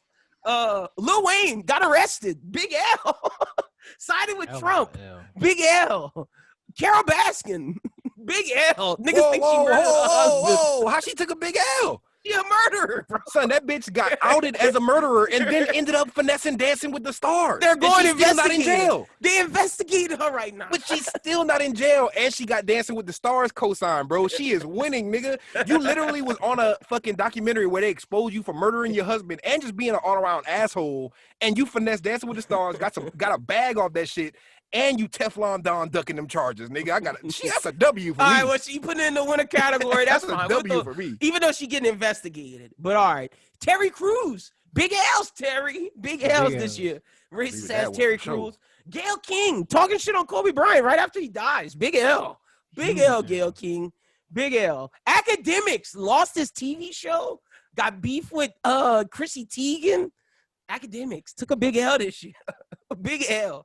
Ellen DeGeneres. Big L. Talk about losing Big TV L. shows. Big L. The Probably Proud the biggest Boys. L. The Proud Boys lost their leader. They lost their momentum. Proud Boys took a L. The movie industry as a whole took a fat L. Fat L. Anybody else y'all got that y'all think lost really bad? Oh, Tory Lanez should be on this list. He gotta be on that lost. list. He Yeah. definitely Tory gotta Lanez be is on this up there, but I'm not gonna lie, he didn't lose as bad as he could have, because the album actually did pretty good. But he his lost name is getting because the drugged through fact, mud. but that's why he lost, Chrissa, because he was gonna be bigger than like nigga dropped Chicks Tape 5 and was about to be like he was Radio. he was about Not to be even huge. that. The quarantine radio, he was the hottest nigga smoking, bro. That's a fact. He had He the was momentum. about to go to another level. Like that really hurt me that happened to him, bro. That's what I'm saying. He 'Cause got I to was be on the really list. He I got to was be a on the Tory list. fan in high school, my nigga. when nobody knew who he was, when he was Swavey nigga. Mm-hmm. Nobody knew who Tory was back then. You know what I'm That saying? was his era though. Like Swavey was my favorite era of Tory Yeah. Lanez. Like when that nigga he first came out, he was hungry. That shit was fire. But he got to be on the list. Anybody else y'all think is a loser this year? Anybody else y'all think deserves to be nominated? I'll say Lil Pump for sure. Ooh, I forgot that nigga. Yeah, he on that album this year, his sophomore album, or was that last I don't year? think so. That was last year. But Let this me- the let year me where just he said he joined Trump and then That's the number one reason why he lost for me. Because first of all, this is my big. I got a list of why Lil Pump lost. Lil Pump literally started with the MAGA shit. Trump invited him to a rally. This nigga Trump was like, Lil Pimp, come on stage. Oh, my bad. I mean Lil Pump. So this nigga came out on stage, said some stupid ass shit, got off stage, literally went home, recorded a song called Lil Pimp MAGA Steppin' because he's like, okay, everybody's calling me Lil Pimp. That's a joke. Let me try to run off this clout. Dropped a song called Lil Pimp MAGA Steppin', and I didn't hear about the song till a week after he dropped it. I guess he dropped it the same night or the day afterwards. But bro, I went and look on his 7 million subscriber YouTube. That shit had like 100,000 views. I was like, ooh, that's an ugly flop, nigga. Yeah, Even Lil that's bad. Pump should be doing more numbers than that. Niggas didn't even know about that. I had to tweet about it. Niggas was like, wait, he dropped a song? I'm like, yes, and it was an epic failure. Epic. And then after that, he tweets some shit about nigga who listening to Eminem. Eminem Yeah. dropped his album. He's like, who listening to Eminem? And then you don't fuck with the Eminem fan base, especially when you're as garbage as Lil Pump. So he got him twice, outta maybe here. 3 times this year. This motherfucker cannot win to save his life. Yeah, He Lil look Pump's thirsty for it. Lil Pump is definitely nominated. Who else y'all giving? Who else y'all got? Doom, you got anybody else you want to nominate that should be on this list? You name the two that I think is gonna win the biggest loser. So you hit it. Brooklyn, anybody you want to nominate to biggest loser? Anybody else? Nah, bro. The ones that I was thinking of, you got on that list for sure. All right, I gotta drop one more. who you got, Chrissa? Who you got? I love Y'all this. not gonna like this one because it's y'all boy. You know what I'm saying? This is y'all boy. Who you My giving? nigga Russ. Russ? Oh. My nigga that's Russ not dropped my probably boy. one of his come best on, projects. Chrissa. Russ didn't take Russ no dropped probably L's one of the this best projects of year. his life. He dropped one of the best projects of his life and had one of the biggest singles of his life, and nobody still knows who the fuck he is. Nobody still That's talking not about true. him. This nigga had that Best in the World single, and his album, the last album, as much as I didn't like it, it still was great. We That's didn't even not bring that true, nigga up in Chrissa. rap album of the year. This nigga had production by The Alchemist, production by who else? Do you have Ninth Wonder? Chrissa, that's not true. Russ didn't have a bad year. Nobody gives a fuck. I could guarantee you. Let's go to Complex. Let's go to any other. Like, let's go to Breakfast Club. Whoever else is doing their albums of the year, Russ is not making the cut, and he dropped probably two of the best projects in his life. I agree with that, but that don't make him a loser. I think he just he surf flopathin'. Like he wants so bad to get that fucking co-signed by the industry, I and no feel matter like this is this a year to personal- me solidified it because he dropped the best work of his life and still isn't getting recognition because I don't want to say why, but he's just like he wants that recognition so bad, and he did a lot this year to where he should have got it, and he still didn't because he's the Hold worst. on, man. I'm about to tell you what his album did this year, man. Hold on, because you clowning, Chrissa. Bro, all his streams. a flop. It might have not. His album got to number 4 on the Billboard list this year. That, Yeah, but when Carti's getting to number 1 and he hates Carti, and you know what I'm saying? What everybody else do? And I ain't gonna lie. No, I'm not gonna let you do that's some personal You know why shit, his album man. went number 1? You know why his album went number 1? Because he had one good single on the album, and that fucking the numbers inflated it. Like Trippie Redd's album did good this year because he had 2 good singles, and the 2 singles. I remember he posted the stats on his album. He's like, "Look how good my album did." And I looked at the singles. I'm like, "Son, all that came from the singles. You probably got 100 streams on each one of them other songs. You feel me?" I'm Trippie not Redd letting could have you been a good give loser Russ- of the year too. I'm not letting you give Russ loser of the year. Why you didn't put him in rapper of the year? Why you didn't give his rap album of the year? Because the nigga he's very forgettable. And for you to drop 2 of your most unforgettable bodies of work this year and you still forgettable, that's a L to me. But Doom, does that make him the loser of the year? I don't think he necessarily a loser. He nominated, but he ain't the You know what I biggest. mean? Like he was like the 9th seed. He missed the playoffs. You know what I'm saying? He had a decent year. But my thing is, he will continue to miss the playoff. He gonna still get that money. His white fan base, not to shit on him, not to be racist or nothing like that, but his fan base is 99%. Like, you know how there's them rappers like Eminem that, you know, they get respected by the black community, but their fan base is mainly that, you know what I'm saying, 19, 18-year-old white kid that don't listen to rap outside of Logic, Eminem. You know what I'm saying? Like, I know what that's you're Russ's saying. fan base. Russ is never I gonna could win agree with outside of that. I'm And not this is mad the year at he that. should have. But even saying that, I think when you do what he do, and that is your fan base, because you gotta know that to win in rap, you gotta win the culture for real, and to do what he been doing, even without necessarily winning the culture, I think that's a W. No, that's what I'm saying, bro. You're doing all that to win the culture, and you still haven't won the culture. Russ made one of my most envious moves of the year, bro. Like, I saw this shit, and I was jealous that I didn't do it first. This nigga had brought back Rap City, The Basement with Big Tigger. Had Big Tigger introduce him, had the video. I was like, oh my God, why did it have to be Russ? And you know what? Out of the millions of niggas who I see hype up Rap City, they need to bring Rap City back. Nobody gave a fuck. Nobody talked about that shit on the timeline at all. Just me and y'all. Y'all the only niggas who even probably seen that shit and that I know. You know what I'm saying? I'm gonna say this. They had some niggas that was fucking with Russ this year. I'm not gonna even do that. But I'm not gonna say he a loser. I can't even name one. Like, because I know Elliot Wilson and B Dot even mentioned his album when it dropped. I know Elliot Wilson and B Dot was fucking with Russ this year. So. Man? Elliot Wilson and B Dot. And look, I don't fuck with Russ at all, but I still think he got a nice little year going. Like he did. I'm saying he have a bad year. Russ, he's gonna have a good year every year, but not for what he wants. My thing is, Uzi dropped the Turn of the Take, and this is how I'm looking at it. Don't take this out of context.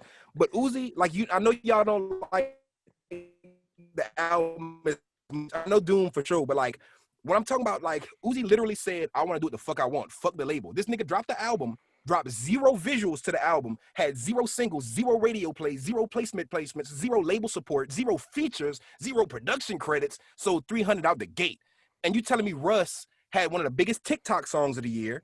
He had some of the biggest features of the year, some of the best production credits of the year, had probably dropped some of his best bodies of work, and still isn't even getting honorable mentions, still isn't even getting nominations, still isn't even get any kind of recognition, when that's what he's doing it for. You don't bring back Big Tigger and Rap City if you're not trying to tap into that rap fan base. That's a good point, but I feel like that's about more Benny, so. Niggas talking about Freddie, but nobody's talking about rap. I feel like that's more so like he didn't achieve what he was going for, but I don't think that makes him a loss for me. To me, that's a loss. When you aim for this and you hit this, that's a loss for me. All right. You know I can see that's why I say Lil Pump flopped, because Lil Pump he knew he was not gonna be the biggest rapper this year, but he thought that, hey, let me steal the MAGA fan base by dropping this song, and that shit flopped because the MAGA niggas just wanted you to say vote for Trump, and after that you can get the fuck off stage and nobody will ever think about you again. You know what I'm saying? But he was expecting that Lil Pimp MAGA stepping to blow up in the Trump Twitter, TikTok.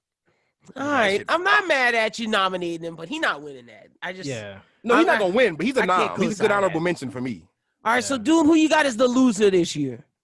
I think the biggest loser gotta be 6ix9ine, bro. Ooh. Gotta be, and that's a big L when we had Trump on the list. Because he was the sorest loser I ever saw in my fucking life. Yeah, Trump is high up there.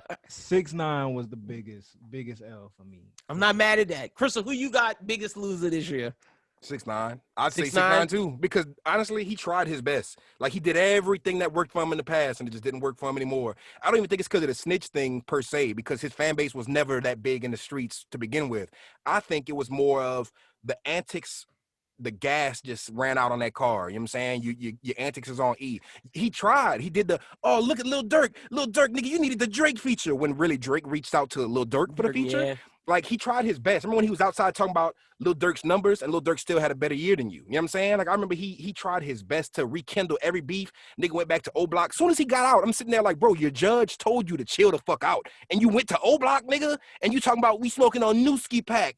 And then it just flopped. It just didn't work for him at all. And for all intents and purposes, it was supposed to. But the antics they ran dry this year because they lacked that authenticity that it had before he went to jail. Y'all are making me think 6ix9ine, because I want to give it to Trump or Ellen DeGeneres, because, like, you got to think where Ellen was. You're right. Like, biggest daytime talk show. Everybody loved her. Now Ellen doesn't have a fucking show. Like, they Ellen got rid of big hit, bro. She took a big L. But the thing with Ellen, though, is I think you give it enough time and she'll be able to come back. That's true. 6ix9ine might not be able to come back. With the right PR, Ellen can shake back. All Ellen got to do is give away some turkeys and shit on Thanksgiving, do some big things where she's like, hey, look, I'm sorry. She got to put out a big apology, and she got to put in that effort to turn it around, because she didn't really do nothing super bad. She was just a fucking asshole, a rich bitch asshole. You know what I'm saying? And the same thing. Like, and Trump going to be okay, too.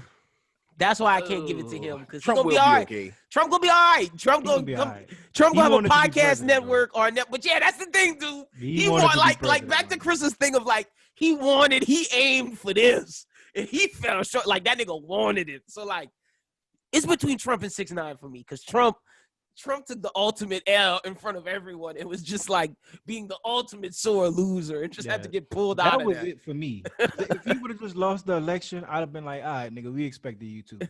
Nobody even expected him to win the one that he did. You know what I'm saying? But it was the fact that after he lost, he just kept going, my nigga. Nigga refused. Like, bro, the proof is there, my nigga. It ain't that many dead niggas voting. Bro, funny as shit. 500,000 dead niggas voting, my nigga. Funny as shit was he got the recount, like he got 1 million recounts and lost every recount. How you get niggas to recount and still lose? The nigga was telling people, keep counting votes here, stop counting votes here, keep counting votes bro. here. I was watching Trevor Noah on YouTube, and he was like, so let's look at fucking what was it, Pennsylvania? He was like, let's look at Pennsylvania right now. Trump supporters was outside, stop the vote. He was like, let's look at Georgia. He was like, keep on going with the vote. It's like y'all niggas just literally want to win. That's it. Y'all don't care about fairness, nothing. And he's like, y'all really gonna be unfair like this? It's like, shut the fuck up, you sore losing ass nigga. Like, oh, with Trump, man. Trump took the biggest L. Even though 6ix9ine can't come back from his L, and Trump probably can. Trump wanted it. 6ix9ine might. 6ix9ine may be in the process of rebranding, so I can't even give him the full flop yet. But he definitely lost this year. But I'm not mad at both of y'all answers. 6ix9ine definitely is a big loser. I'm going with Trump though, biggest loser this year. All right, let's do best come up. Best come up this year. Chris, if you got any noms more than this, let me know. Same thing for you, dude. We got Andrew Schultz, got a Netflix comedy special from the Brilliant Idiots podcast. Joe Rogan, Spotify deal. He's now the head of Spotify over there with the biggest podcast over there. We got YNJ, the Coochie Mane song. YNJ, yeah, him and Rio. Big come up. We got Mario Judah, big come up. Mario had a big come up this year. We got Clubhouse. Clubhouse started popping this year, big app. We got Lil Dicky. Lil Dicky had his big show, Dave. Big come up this year for Lil Dicky.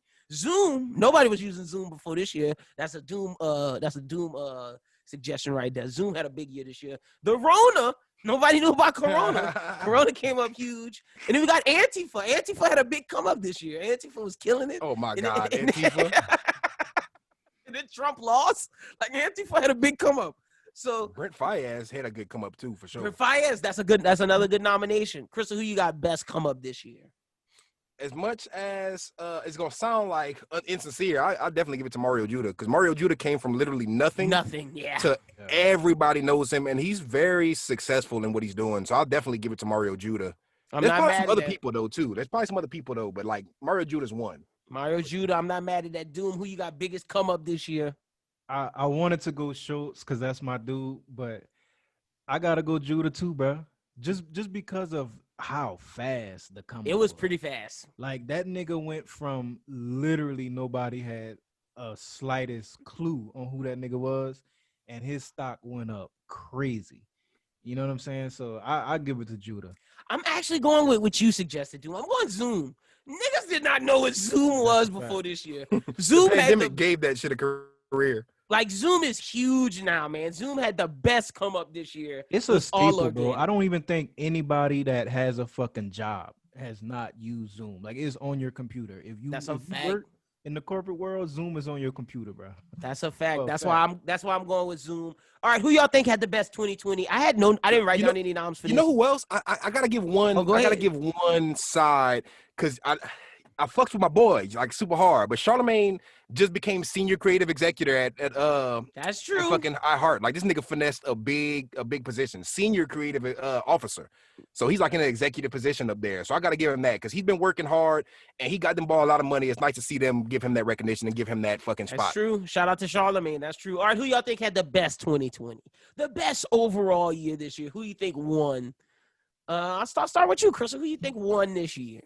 That's a hard one. I got to sit on that one. I want to say Uzi so bad because he really did. The nigga hit 300 racks first week. Second week, hit another couple hundred racks because like the deluxe gave him another 300,000, or it was like 290 something. That was the initial EA sales. And then the deluxe sales brought it up to 350 or like more than 350. So I got to give him that because nobody's doing numbers like that. When Cudi, Whole Lot of Red had the rollout, had videos, singles, promotion, the whole fucking rollout for the first 3 weeks. Uzi ain't have none of that and blew them numbers out the water. You know what I'm saying? Like Cudi had his whole, this is Man on the Moon 3. This is the continuation of an iconic series, and he didn't even do them numbers. Whenever you saying that Weeknd didn't do them numbers, Taylor Swift not doing them numbers. Okay, let me not say that. Taylor Swift might be doing them numbers. Yeah, I gotta she was. I don't check think myself. she did. I don't No, think Drake she, didn't? she did, and Drake was Drake close. did demo. He did. Yeah. It was a mixtape more than it was an album. But Uzi is like he definitely won this year because nigga dropped 3 albums. They were all super successful, and he about to drop another one. Like he's still teasing shit. I'm going And with he's, LeBron. like, finessing the fuck out of his label too. I'm not mad at that, Chrissa. I respect that one. Doom, I'm going LeBron. LeBron won the championship this year. LeBron started his school this year. LeBron had a big year, man. LeBron won, man. He won the bubble. Got to go with LeBron. LeBron got 5 now. Yeah, I respect that. That's not a bad call. Got to go with LeBron. As much it's gonna hurt me to say it again, but I'm gonna agree with Chris. I think Uzi doing shit that even I didn't think was even possible. Yeah, I'm not mad at that response. And the way that he did it, you know what I'm saying? Like I didn't think nobody from rap could do that. Did Drake even do those kind of numbers? Not Ever with in Chris' but career? it was a demo. Yeah, not with the demo, but I mean, he's done it Yeah. before. Yeah, he's Yeah. definitely like if he would have dropped the The what's it album, called? he did it. Certified Lover Lover Boy, Boy. Yeah. that's gonna do them kind of numbers, and that's gonna really be some crazy shit if he doesn't. Like if he doesn't, I will be even shocked because I know Drake's capable of it, but this was his slight work album.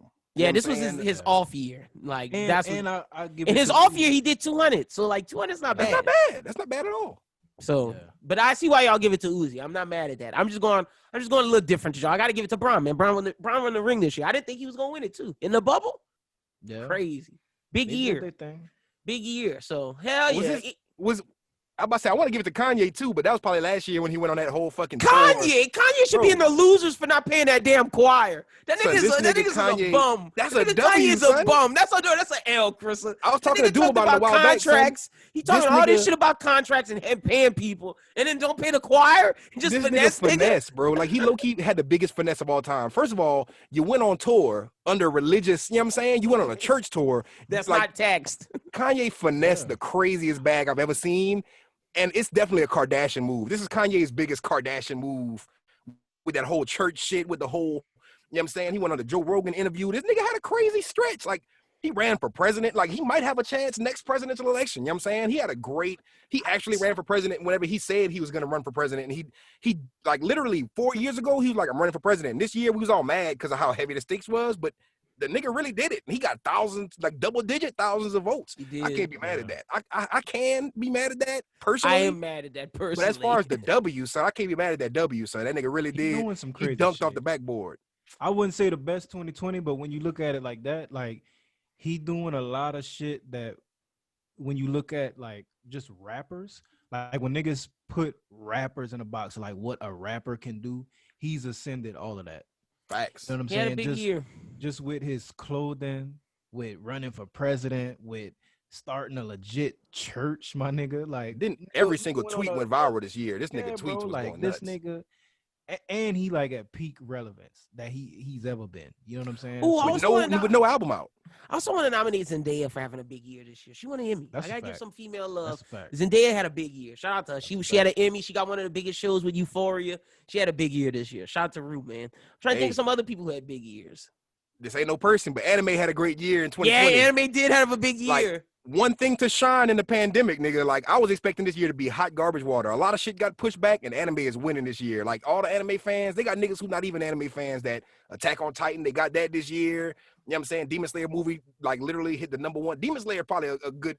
That's the #1 for like the anime talk shit. But like anime just had a good 2020. I'm gonna have And this to is argue a that. year to where it would flop. Demon Slayer had a bad year as far as manga. Chrissa, not now. Even not then- now. Even Not then, now. son, the manga sales through the We roof. gonna Son. talk about this in 2 days. I know you see. I know you see the motherfucking DM I sent you when that shit finally it beat Spirited Away. #1 best-selling movie of all time in Japan, mid-pandemic. Like what, nigga? You sold billions of dollars. Niggas pulling up to the movie theater with their mask Knew on, this was came to eat coming. popcorn, nigga. Oh yeah, son, big W's. You can hear more of that on Tuesday with the Anime Talk Awards. But yeah, that's pretty much all we got this year. Good 2020, shitty year, lost a lot, but they had some good shit in return. But with that being said, we'll get into the song of the week and then do Bros Who Ball. But Doom, tell the people they can find you out on social media. At Ladoom SJE, Instagram and Twitter, man. Y'all fuck with me. Y'all go get his mentions about his Daystar takes. Y'all Daystar, album of the year, man. y'all go get on this nigga. And for Chrissa, the Uzi and Carti stand, tell them where they can find you at. Y'all find me on @Chrissa SJE. Drop the little red ball emojis in my mentions if y'all fuck with a whole lot of red. I expect my mentions to be flooded because that was the gas out. That was album of the year if it didn't come in so close to the end of the year, like if he dropped it in October and we had a couple months to digest it, album of the year material. But I would definitely say follow me at Chrissa SJE. I got to sneak one last winner of the year in before we get out of here. Go but ahead. I forgot to mention my bro Cochise. He had a great year. This nigga, like literally every video he dropped went through the roof. He made a placement on the Internet Money album, which was a big placement. There's no small artists outside of the Internet Money collective on that album. So like literally he just dropped a video last month or whatever, and it's already on its way to 1 million. So I got to shout out to him because he's gonna be a big person to look out for. Remember I said it here. Next year you will see Coach C's name when he dropped that debut project. I promise y'all, he busting through the roof. May do Carti numbers. We gonna see, but that is a fact. Coachie's definitely had a big year. Y'all be sure to check out me and Chris on the Anime Talk Awards this Tuesday. We got a lot to get into, but let's get into the song of the week right now.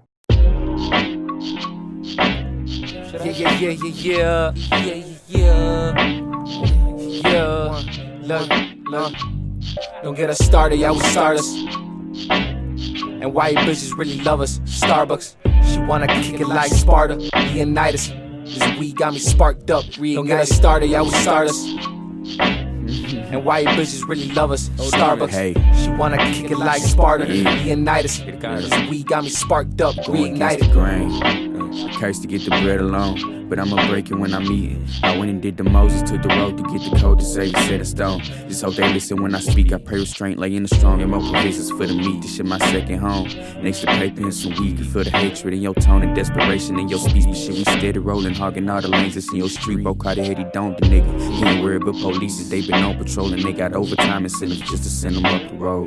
Grown blooded cold from hide and seek and runny nose. No breath and I ain't spot to beef and gunna smoke. No brother out the box and beat the scuff is strong, I'm not straight. But I got the guys to keep me on my toes, the crime rate jumping every time the beat is coming on my mind state. Trouble got a lot to keep the hustle gone. Young nigga, I done lost my top, my people want me home, but not shit. Had to boss the block and did it in the name of Zion said. These niggas clutching crotches trying to doubt that I'm a prospect. We out to riding out, my nigga, yeah. Don't get us started, yeah, we start us. And why you bitches really love us? Starbucks. She wanna kick it like Sparta. Leonidas. This weed got me sparked up. Don't get us started, yeah, we start us.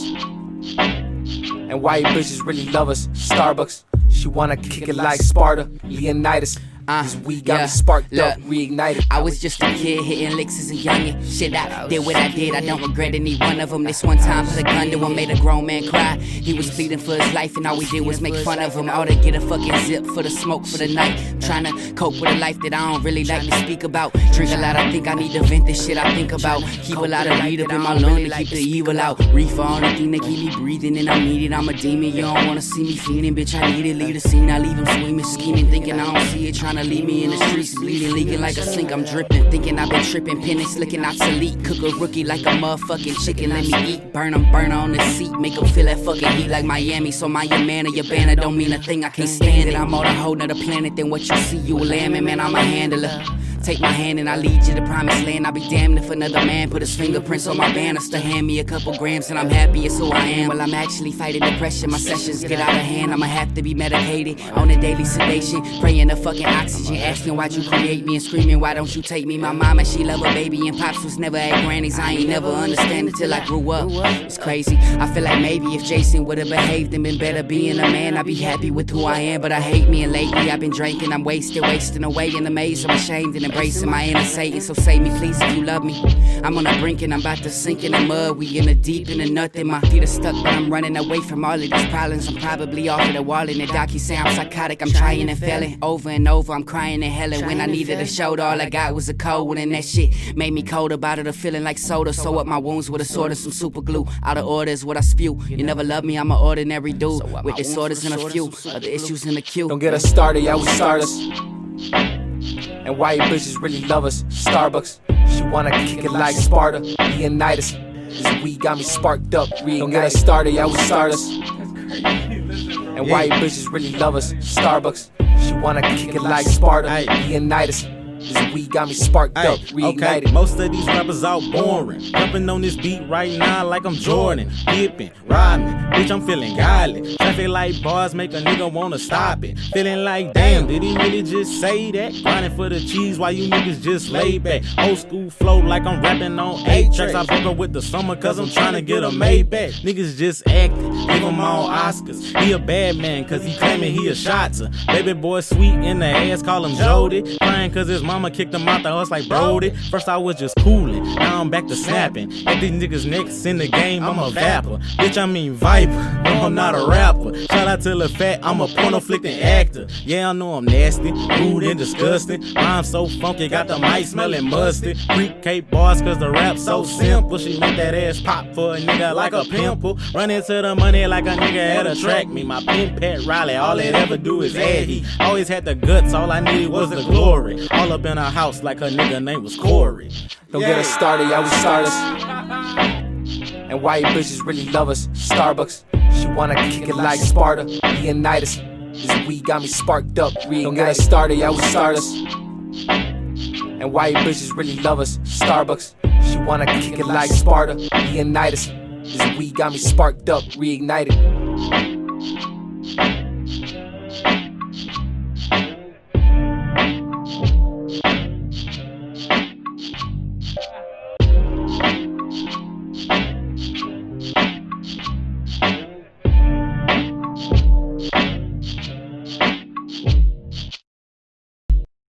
All right, ladies and gentlemen, that was the song of the week. Let's get into Bros Who Ball. Joining me this week, as always, Mr. Adam Schubert. Shuby, how was your Christmas, man?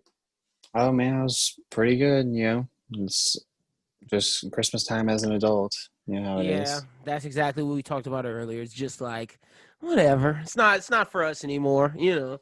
But still the time of giving and enjoying. But now that we have you on the pod this week, what's up with college football? Start us off. Give us what's up. Didn't they make the picks? Aren't the selections in? Yeah, the New Year's Day we'll have the playoff. Alabama and Notre Dame, the early game. Alabama's a 20-point favorite going into that game. And then the Clemson, Ohio State, and I assume Ohio State's probably double-digit or damn near close favorite in that game as well. Or, I mean, Clemson. Who you got win? Okay, so those are the New Year's Day bowl games. Who do you have winning in because, by the time that people hear this, who do you have winning in Notre Dame and Bama and then Clemson and Ohio State? Well, I think Alabama's going to win, and they're going to cover. I think they're going to win. Oh, you think they're going to win big? Okay. Right. Yeah. There's just Clemson hasn't been able, or not Clemson, I'm sorry, Notre Dame hadn't been able to stop any good teams, and Alabama's going to stop them. And Alabama's going to put up points. So. That's a fact. Who you got winning Clemson, Ohio State? I think it's going to be the same. I think Clemson is just going to blow them out. Ooh, interesting. I kind of want Ohio State to upset. We'll see. I want them to. I mean, we can want all we want, but the facts are the facts. Like, it's pretty much, with Trevor Lawrence out there, and honestly, as a hot take to the Bama people, I think Trevor Lawrence kind of needs this Heisman as a lifetime Heisman, because for him to go these 3 years and be the player that he is and possibly win 2 titles, at least gone to 3 in all of his years, and him not to have won a Heisman, I think is, Does it put him for best player of all time in college football standards? Not if he doesn't win a Heisman. Well, I mean, if he wins the championship, it means he has 2 in 3 years. I'd have to go back and see who else has done something like that. Look up that for next week. That's something I want. I would be because I feel like there's like Tebow had to do it, huh? Tebow won 2, yeah. Correct. Yeah, I know he won 2, and I'm pretty sure he went to 1 and lost 1. But he didn't win 2 as a starter. Yeah, that is true. Burrow only got 1 as a freshman. Matt Leinart and Reggie Bush's That's what I was thinking too. Around those 2 dudes. Look that up. Let me know what you think. But I mean, shit, if Trevor Lawrence does it, that's a good stat. What we can say about Trevor Lawrence is that he will be a Jacksonville Jaguar. That has been determined today. That is a fact. We will get into that. I want to know real quick. Georgia, Kansas, Cincinnati. Who do you think is going to win? Peach Bowl. I think none of those games should happen at this point. Even the Oklahoma, Florida Bowl. Yeah, I mean, I just at this point in like where we are in COVID, I just think that all those games are so Be irrelevant that they canceled. shouldn't even happen. I'm not mad at that. I'm not No. mad at that at all. Like they're like UAB was supposed to play South Carolina, I think like yesterday, and it got canceled. I'm like, well, I mean, UAB won their conference championship, so what do they need to play South Carolina for? And what does South Carolina need to play UAB for? I mean, just That's like sit it UL. out. UL had to play some random ass team in They won. UTSA. They won, and then Coastal Carolina, who was supposedly up for the championship, played Liberty, ended up losing. So UL Well, that was was- pissed. UL was like, I think- we should have played the better team then. I mean, maybe, but I mean, I think the Coastal Liberty game was almost just a makeup because that was supposed to happen in the season, and that was True. why the Coastal played BYU. So I think that game, in a sense, deserved to be played because those were like the two best teams that were in the group of 5. So like I feel like that game was worthy of being played, but like everything else. But like Houston, Hawaii, that didn't But need like- to be played. But like Tulane did not need to go up to Idaho to play in the famous Idaho Potato Bowl. Like that's not something that needed to happen. Texas, Colorado, and the Alamo Bowl. No, Yeah. none of that needs to happen. It's all just irrelevant. Getting more people sick. But But yeah, let's jump to the NFL. Saints won big. Vikings. Saints beat the Vikings 52-33, but it was on the backs of Alvin Kamara. Drew Brees, 2 interceptions, 311 yards, 19-26. I told you last week when Ian was on this pod caping for Drew Brees, Ian was caping for him. Ian was like, come on, Lyndon. It could be this. I'm just playing devil's advocate. I told y'all he was trash. I told you this last week. I told y'all we could make it to the Super Bowl, but are going to effing lose to Pat or the Bills because the NFC is trash. We're going to get through the trash NFC, but we're going to lose in the championship. That is a fact. Drew Brees cannot get the ball up the field. They clog up the middle of the field, and if Alvin Kamara doesn't put us on his back and dominate, we lose. I mean, it's the truth. I mean, of course, Alvin Kamara, a lot of those touchdowns were like on the 3. So, I mean, Drew Brees could have had like 4 touchdowns in that game if they were to have been passing the ball. I mean, you got 311 yards. The defense of the Saints kind of was really the story of the first half, at least. That's our best asset. Yeah, even though they are the most penalized pass interference team. That's true. Which is could be something that's going to bite them later on and something to keep an eye out on. But, I thought that it was business as usual for them. I think it was more telling to watch the Chiefs-Falcons today and have the Chiefs struggle against the Falcons, and score so easily on the Saints is just one of those things where it's like, where's the disconnect there? But this was Pat's off game. Pat went 24, 44, 278 yards, 2 touchdowns and an interception. This was his bad day. And then Sammy Watkins threw an interception too, which was like, huh? So yeah, I two get Pat it. Mahomes trying to throw him in the end zone. Yeah. I get it. Chiefs played a mad game, but they still won and beat the Falcons. So, I still think the Chiefs best team in the league. I'm more upset at the Browns, man. I thought the Browns were going to dominate this week. Picked up their defense in fantasy because they're playing the Jets. Jets. Picked them up in the championship round. Got me 6 points. Well, what was up with the Browns? Baker Mayfield. Fat L. Yeah, it was a Baker Mayfield issue. The problem with the Browns today, and I don't know if you knew this, but their entire receiver core was out because of contact tracing. So they were really just playing with like practice squad receivers and tight ends. Mm-hmm. But they couldn't get anything going. Nick Chubb could not get more than 28 yards rushing. Kareem Hunt only got 11. But granted, that's my thing with the Jets. And, if we want to talk a little bit draft here, I don't think the Jets have that many issues in certain areas. I think they have a very strong defensive line. They built it up with lots of their draft picks, including Quinnen Williams. Who's finally playing well. And they have solid-ish linebackers. They're secondary suspect. And then on the offensive side, they have no one who can block for Sam Darnold or do anything else for Sam Darnold. I mean, Braxton Berrios was one of their top receivers today. He's really, it's my guy. meh. Their guy's Jamison Crowder, the old faithful. dump down the J crowd and watch him get yards after carry. I mean, they got Frank Gore as their running back, who's a fossil. Didn't you say you thought the Jets were like Miami? What team have you been saying is like Miami? No, the Giants is like Miami, ready to make a strike next year.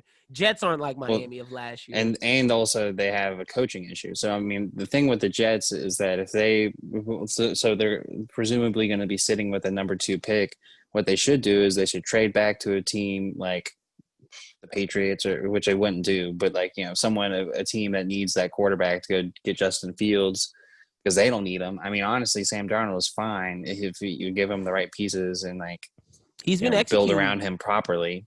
Yeah, and give him a coach and give him a line. I mean, we haven't really seen the best of him. I mean, he spent 6 games out last season with the mono deal, and then he comes back this year with like nobody around him. That's true. And a team that pretty much gave up with themselves before the beginning of the season. They had, I think, 4 or 5 guys to opt out. So it's just like the Jets have the potential to be a better team than they are. I don't really think that Trevor Lawrence was ever going to like fix that situation. So if anything, I feel like they're in a situation now where it's like, okay, well, now we don't have the pressure of drafting Trevor Lawrence. We need to be smart with our pick here. You could still keep your second pick, and there's definitely going to be plenty of guys that you could get. I mean, heck, if you want to get Jamar Chase, I mean, that would definitely help your receiver situation. Or you get a high-profile lineman, the best lineman in the draft, if that's a quality pick. You could do either way to help the team. I mean, I'm a big fan of the draft back or the trade back. So get I mean, multiple if they picks. wanted to trade someone to move up and get a few picks, maybe a couple in the second round. I mean, it's a pretty deep receiver draft, so you can get a pretty good receiver in the second round. You can still get Jamar Chase if you draft back and then like draft back to the right spot and then get you a couple of linemen. Just depends on how they play it. But another thing that I want to say is, man, your pick of the Washington football team looking like they're not making the playoffs. Cowboys came and handled business today, man. Yeah, they got a big quarterback issue. Alex Smith was unable to play today because he's been having the injuries, and then Haskins they bring in Hinkie. Yeah, they bring in Hinkie from the XFL and Old Dominion, and he actually was. I feel so bad. I feel so bad. He was for moving him. Haskins. He was moving them down the field. Honestly, Hinkie was like his 2 drives. He took them all the way down the field, but because they were so far down, they couldn't come away with field goals. They had to go with touchdowns, and that was the way it was. He even threw a touchdown pass to McKissick, which hurt me in fantasy. I was so pissed. Yeah. And I mean, Haskins pretty much just blew his shot. I mean, he's pretty much going to be done now. Pretty much. There's not a team that's going to want to pick him up. On the other hand, I feel like Jalen Hurts' struggles. I feel like even though I still think that he looks better than Haskins as a potential person to put in your quarterback room, and he also has a better demeanor based upon what Haskins is doing off the field as well. So I think Haskins pretty much just booted himself out of and we the were NFL so pro Haskins week. before this week. We were like, damn, the dude got done dirty. Like, let's give him another shot. We were big pro Haskins. Man, are the Cowboys going to do it? Are the Cowboys going to do it this week? They play the Giants. They play your New York football Giants team. And then the Washington football team plays the Eagles, man. Is Jalen Hurts going to upset Washington's desire to get to the playoffs? Do you think the Cowboys get it done? I would definitely say that Washington's going to win that game based solely on Chase Young. I mean, Jalen is going to be running for his life because Chase Young is a beast. I mean, Chase Young today forced an interception and a fumble. Yeah. He's a crazy good player. So, I mean, I feel like I would take Washington over Philadelphia just for the Chase Young factor. They could figure something out on offense. I mean, they all, I feel like, and the Eagles, after getting eliminated today, they're pretty much done. So the Washington needs this win, and then Giants, Cowboys. The Giants are going to play up for the Cowboys. I mean, Jason Garrett's all team. Like, they're trying to stop them. If anything, they're going to play well against the Cowboys. But the Cowboys are playing pretty solid. That's what I'm saying. It has Amari nothing to do Cooper's with moving the ball, getting the ball. I wouldn't even say Amari Cooper. Michael Gallup is the star receiver on that team. Oh, Amari Cooper did some stuff this week, bro. Oh my gosh, get out of here with Amari Cooper. Yeah, 121 yards and just slowly moving in the thing. But Michael Gallup was the big play guy. And CeeDee Amari Lamb Cooper had got a big touchdown. 121 with 4 receptions. Gallup had 6. Yeah, and all the touchdowns. CeeDee And Lamb had CeeDee one. Lamb had a nice touchdown. I'm just saying the receiving core is what's doing it for Dallas, not Zeke, even though Zeke did have 105 yards this week. Andy Dalton is not great, but he, doesn't turn the ball over. Today he had 1 interception. And before that he had not thrown an interception in 112 or 122 attempts. So he's not someone that's going to turn the ball over easily, even though the Giants secondary is pretty great. So, I mean, that's going to be a really good game to What's up with the AFC North, man? The AFC South. Both Titans and Colts lose. Who are you more impressed with, Green Bay winning or the Steelers winning? I'd probably say the Steelers. The Steelers were pretty much down and out. They were down 24-14, came back and won that game. The Colts just don't have the offense to be able to outplay a team. Yeah. And then the Titans just don't have the quarterback. But what's the bigger thing about that Titans-Packers game more so is that Aaron Rodgers is dealing in the snow. If everything lays out the way that it looks like it's going to lay out, the championship runs through Green Bay. And if what we've seen is that maybe it runs through New Orleans. That's what I'm saying. I'm saying as of right now, the number 1 team is Green Bay. So that means that every game will be played in Green Bay.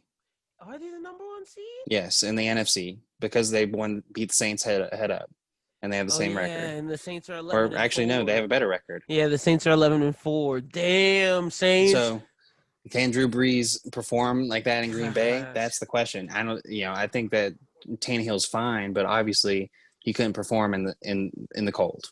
And I mean, like, damn, that might blow my Saints to the Super Bowl take out the water if they have to go through Green Bay and play in the snow. Drew can't throw the ball 50 yards in the dome, let alone 50 yards in the snow. Jeez. Womp, womp, womp. Sorry, Saints fans. It might not happen this year either. It might be over with. And the thing about the Packers that's worth noting, with their head coach, he falls under the Shanahan tree, McVay, all that. And the thing that to note with those teams, and this has been said on the other thing, so it's not like I'm saying anything profound here, but the second year for those coaches is usually the Super Bowl year. Second year McVay goes to the Super Bowl. Second year Shanahan goes to the Super Bowl. This is Matt LaFleur can do it. This is how it works for them. So I feel like if the Packers have to play in Green Bay and Aaron Rodgers can put up 231 yards, 4 touchdowns in Green Bay, I wouldn't count Green Bay out. Mm-hmm. Earlier on in the weekend, we had like Buccaneers play the Lions. Buccaneers secured their playoff spot.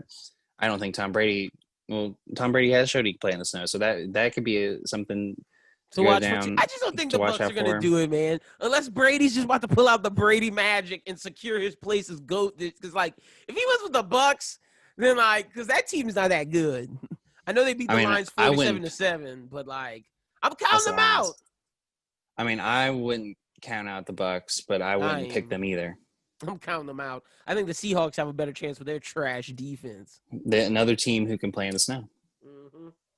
So, and the Seahawks, they got a big win. They won their division today against the Rams. The Rams defense showed a lot of toughness, but Russell Wilson was able to get it done when it counted. So, something else I told Ian. I told you, Ian, all these takes coming right from Lynn this week.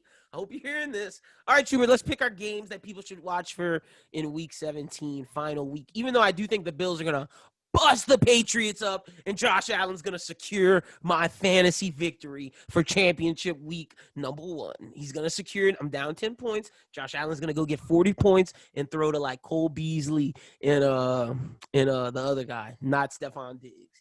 I need him to throw to Cole Beasley. Just throw the ball to Cole Beasley. I need 20 points out of Cole Beasley to make it to the championship. Stephon Diggs is going to have a cold night with Stephon Gilmore. So hopefully Josh Allen gets it done. But all right, let's pick our games for Week 17. I'll start us off a game that people need to watch for. The Browns, man. Browns-Steelers. Can the Browns make the playoffs? Are the Browns going to do it? Right now, the Bills are 11-3. The Chiefs are 14-1. The Steelers are 12-3, Titans 10-5, Colts 10-5, Ravens 10-5, Browns 10-5, Dolphins 10-5. Who's gonna do it? The Browns lost. The Ravens are on a win streak. Steelers Brown, very important game. All right. Well, I would say a very important game on the NFC side. Green Bay, Chicago. Green Bay needs to secure their spot at number 1. Like we were saying earlier, it's really important if the whole playoffs run through Green Bay. And on the flip side, the Bears have themselves in the 7th spot right now. And if they lose this game, they're probably out. Now, they could still stay in if Arizona doesn't win and they play the Rams. So the Rams have pretty much secured themselves in the playoffs, but not in. Or actually, if they lose, that puts them at 9-7, and they are in. Jeopardy. They could possibly get out. So those are 2 huge games with playoff indications for the 7th and 6th seeds, which means a lot for Saints fans out there, because those Saints end up at 2. They got to be playing Arizona, Chicago, or LA. Hopefully it's Chicago. Hopefully. Also, another game that's important, Bills. Dolphins, are you making the playoffs? What's up? Or is Josh Allen going to spoil the party? Or are the Bills going to even play Josh Allen? Big week next week, Dolphins fans. I'm going to be watching. Yeah, it's a pretty telling game because, Indianapolis sits out right now. Several teams are 10-5, all the way up to Tennessee as well. So this week, more so than any other week 7 I can remember, is really important. I mean, the Colts will probably end up getting that win against the Jags, because the Jags are pretty much unless the Jags are trying to spoil some people's weekends. And then the Titans play the Texans, and that's and big JJ time. Watt gave that big speech today, talking about how people better show up for their job, and they're not just coming to fold. We gonna see. It's a big week 17. It's probably one of the biggest week 17 ever. Ravens Bengals at this point. The Bengals are on a hot streak. Ravens are on a hot streak. They're taking Ravens it week are to also week. on a hot streak. Yeah, Marlon Humphrey was like, "We're coming week to week, treating this like one game at a time." Ravens are trying to make the playoffs. Out of all these AFC teams, Browns, Ravens, Dolphins, Colts, Titans, which one does not make the playoffs, in your opinion? Are the Browns out? Or the Dolphins out? Who's out? And the Browns play the Steelers? I don't know, because my thought process for a second is maybe the Bills phone it in. It's really telling what happens on Monday Night Football. If the Bills win, I think they might be able to phone it in, because they would have secured 3. Yep. And then the Dolphins would be – but the question is who the Dolphins start. At this point, I would start Fitzmagic. You got to make the playoffs. Yeah, I mean, I think that he's if that's your goal. Yeah, I mean, if you're trying to win right now, I would take 2 out. I mean, he's not doing anything. Yeah, true. He's not doing a damn thing. Man, so you got the Dolphins in over the Browns? And then Titans, Colts, in Ravens? You think the Ravens are going to do it? I mean, I could also see the Steelers phoning losing. It in. Yeah. Because they've pretty much secured their bag, too. But if question the Bills... is, will the Browns receivers be there? Yeah, they'll be there. Okay, well, I think because the NFL contact tracing isn't the same as normal real life contact tracing. Got you. All right, well, man. All right, I'm gonna go with the hot take. It's a pretty crazy week. I think the Browns make the playoffs. I got the Browns making it. I got the Ravens making it. I got the Titans and Colts making it. I got the Dolphins out. I just don't think Miami does it. I'm not, as much as I love Brian Flores, Coach of the Year candidate, I just don't think he does it. All right, another game people should be watching, Washington Eagles and Cowboys Giants. Who do you think makes it? Washington football team or the Cowboys? I'm going to go with the football team because history tells me not to pick the Cowboys. I'll go with them too, just because I just don't want to see the Cowboys win. But I mean, the Giants are still in the hunt. So that's the thing. Like, the Giants beat the Cowboys. They are. They haven't been eliminated. If they beat the Cowboys and Washington loses, then they're in. Okay. Because the Giants have the best division record of all of the teams. Does the Giants make the playoffs? Do you think Washington's going to lose? Lose to Philadelphia? Yeah. Probably not. Yeah, so y'all are making the playoffs. Washington's going to be in there. And then who else? But I mean, like, who just starts for Washington, and like what weapons do they have? It's just It's That's just true. I think at this point that Philadelphia is just going to be like, you know what, we're done. I got you. Well, those are all the important games this week. Let's jump to the NBA, where I'm gonna already repeal a take. Me and Schubert are both already gonna repeal a take after 2-3 games of watching basketball. I do not think the Warriors are making the playoffs. I don't even think they're gonna be in the play-in game. Like, as much as I love Steph, maybe the play-in game, they might get 10th, 9th, but, like, they're not about to be a 6th or a 5th ranked seed. I'm sorry. With Utah being better than I thought they were, and the Pels honestly being better than I thought they were. And, like, in the Rockets with James Harden, and James Harden's coming up to play. So, like, if James Harden's going to play, then I can't bet against the Rockets either. Yeah, I mean, at this point, you know, I'm impressed with I was impressed with San Antonio today when I watched a little bit of the Pelicans. Like, you know, I mean, at this point, the one team that I think that I didn't really call upon before that I think could take that Warriors slot, because I think the Warriors are out of the playoffs completely. I don't even think they make it into the play-in. But the team that I do think could make it in the play-in is Sacramento. Oh, well, look, the Pels are the number 2 seed right now, baby, in the West. I see that. But, you know, Sacramento, Buddy Hield's game has vastly improved. I think Buddy Hield is, like, going to be have the best 3-point shooting percentage in the league, most likely. I mean, he's firing. Tyrese Halliburton looks almost almost the best of the rookies at this point, from what I've seen. And he's just a solid bench guy. Kings may have something. They beat the Nuggets, man. I mean, like, they beat a solid team. They're 2-1. But you know who's impressed me? The Suns. Even though we said we knew the Suns were going to beat. The Suns look good, though. I got to give them their props. Beating the Mavericks. Also, I know I said Luka was going to be 3. He needs Porzingis bad. I thought the Porzingis was going to be ready. If Porzingis isn't there, they're going to be lucky to make the play-in. Like, yeah, they're in trouble at this point, but they did have a big win against the Clippers, which kind of proved a little bit of something. I mean, a huge win over the Clippers. I mean, true, it was huge, but there's no Kawhi, so, like, did you know what Justin said last week? No. Justin said the Clippers are not making the playoffs.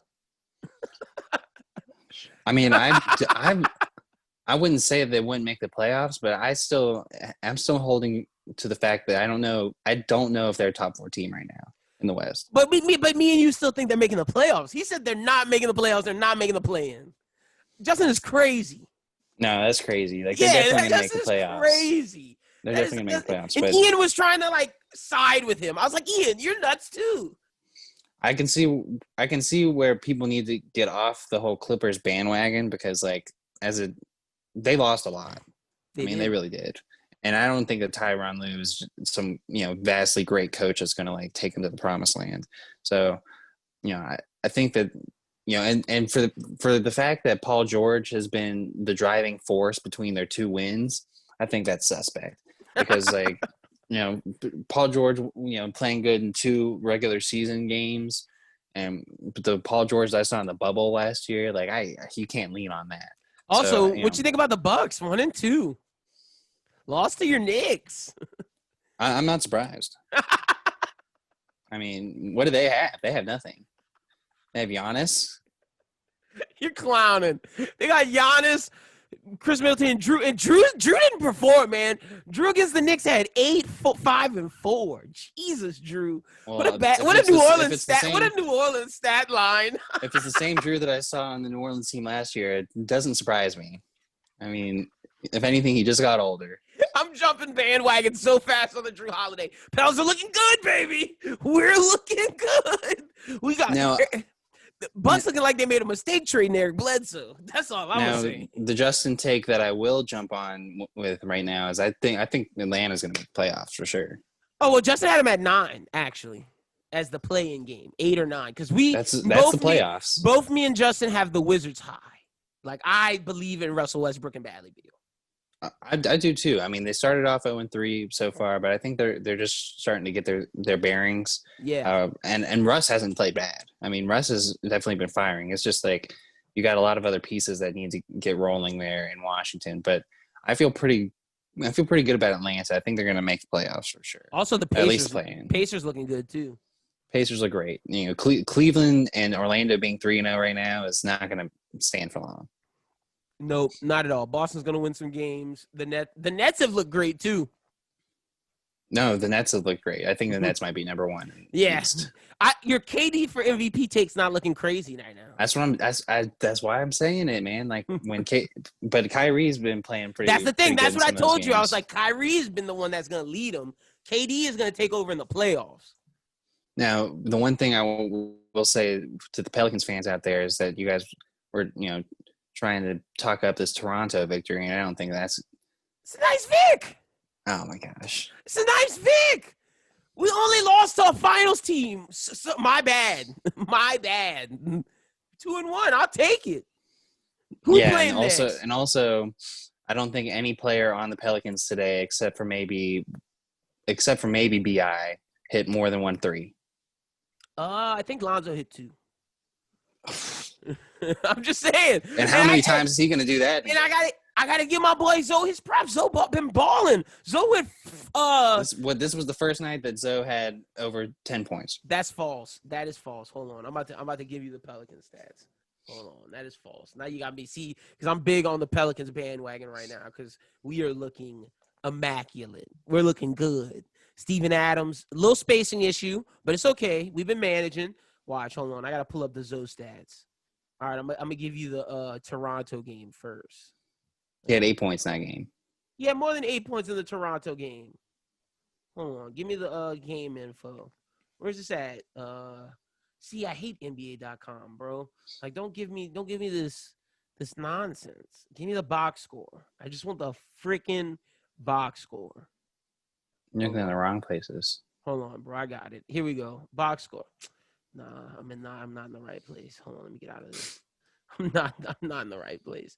Let me go. People use CBSSports.com. That's what I use. It gives me the box score pretty easily. Oh, over ESPN? All right, well, I'm clicking CBS right now. Let's see.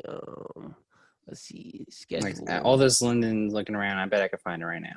I'm getting it right now. I'm at your spot. Toronto versus okay, here we go. Let me get here we go. Oh no, she would pull it up because then I'm not getting it. This is crazy. All right, well, I've been having really bad internet problems the whole time. I'm glad that this has still been going on. I'm probably even on LTE, so we'll see. Okay, here we go. Got the box score. Got it. Lonzo had 16 against Toronto, so I'm not gonna let you do that. Lonzo had 16, baby. He was balling.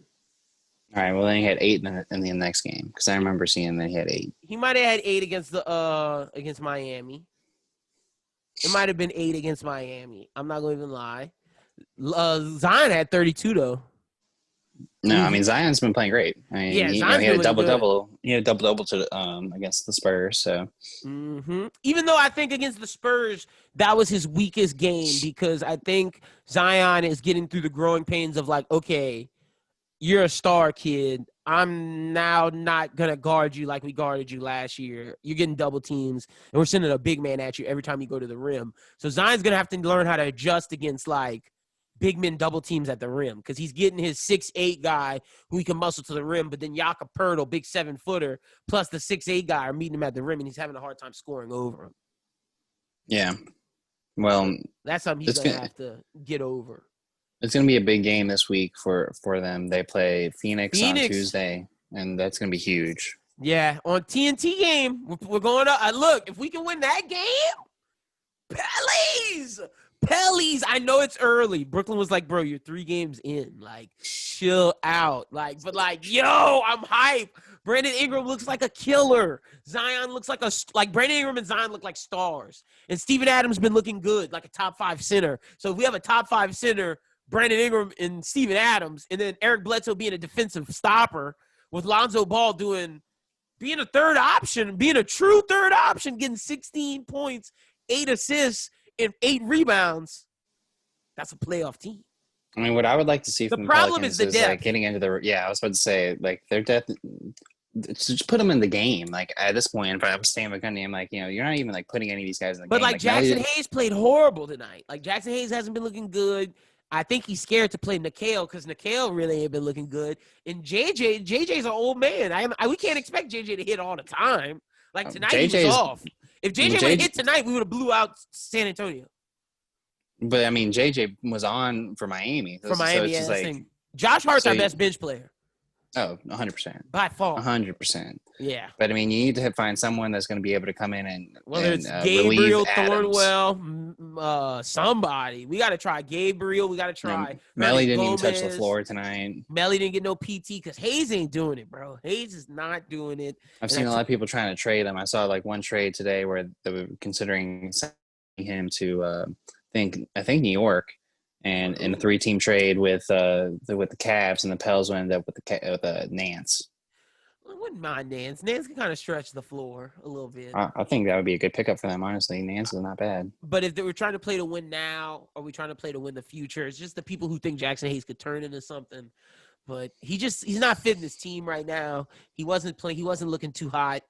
All I'm saying is, you Lonzo Ball haters, y'all better sit down. MIP, most improved. He's coming for it. ZO2, baby, doing his thing. But Brandon Ingram, all NBA? Like, Brandon Ingram's been leading this team and being vocal. That's what shocked me the most about this team. Brandon Ingram's been talking. And, like, I'm glad we don't have Drew Holiday anymore. Let me be honest. I'm glad. I'm glad this is B.I.'s team. I love it. I remember David Griffin was talking about MVP Drew. MVP B.I. Where's it at? Like, where's the hype train? No, I mean, I don't necessarily know if like this team would be better or worse without Drew Holiday, because they wouldn't. The only pieces that they acquired through that trade was Bledsoe and Adams, you know. And but Adams came off. I think he did, but if not, let's just say Bledsoe. And I mean, I think they play the same at this point. Yeah, Bledsoe ain't been doing nothing crazy, but he's been consistent. That's the thing. He's been playing good defense. And that's the one thing about Stan Van Gundy I've liked more than Gentry. Stan Van Gundy, the defense is apparent, and the kids are getting into the proper spots where it's no free flow offense. No, Stan Van Gundy has an offensive scheme, and I like that, man. I love it. So Pels are looking great. I'm trying to see some other games that are coming up. Lakers been the best team in the league, though. Let me just say that. With like anybody who's seen Lakers with Schroeder and Montrezl Harrell, Lakers are winning the finals this year. Well, there's 7 players deep, easy. I mean, Kuzma too. I mean, Kuzma's been playing, very good off the bench. So as long as they don't get an injury, the Lakers are doing it, man. LeBron's going to get 5.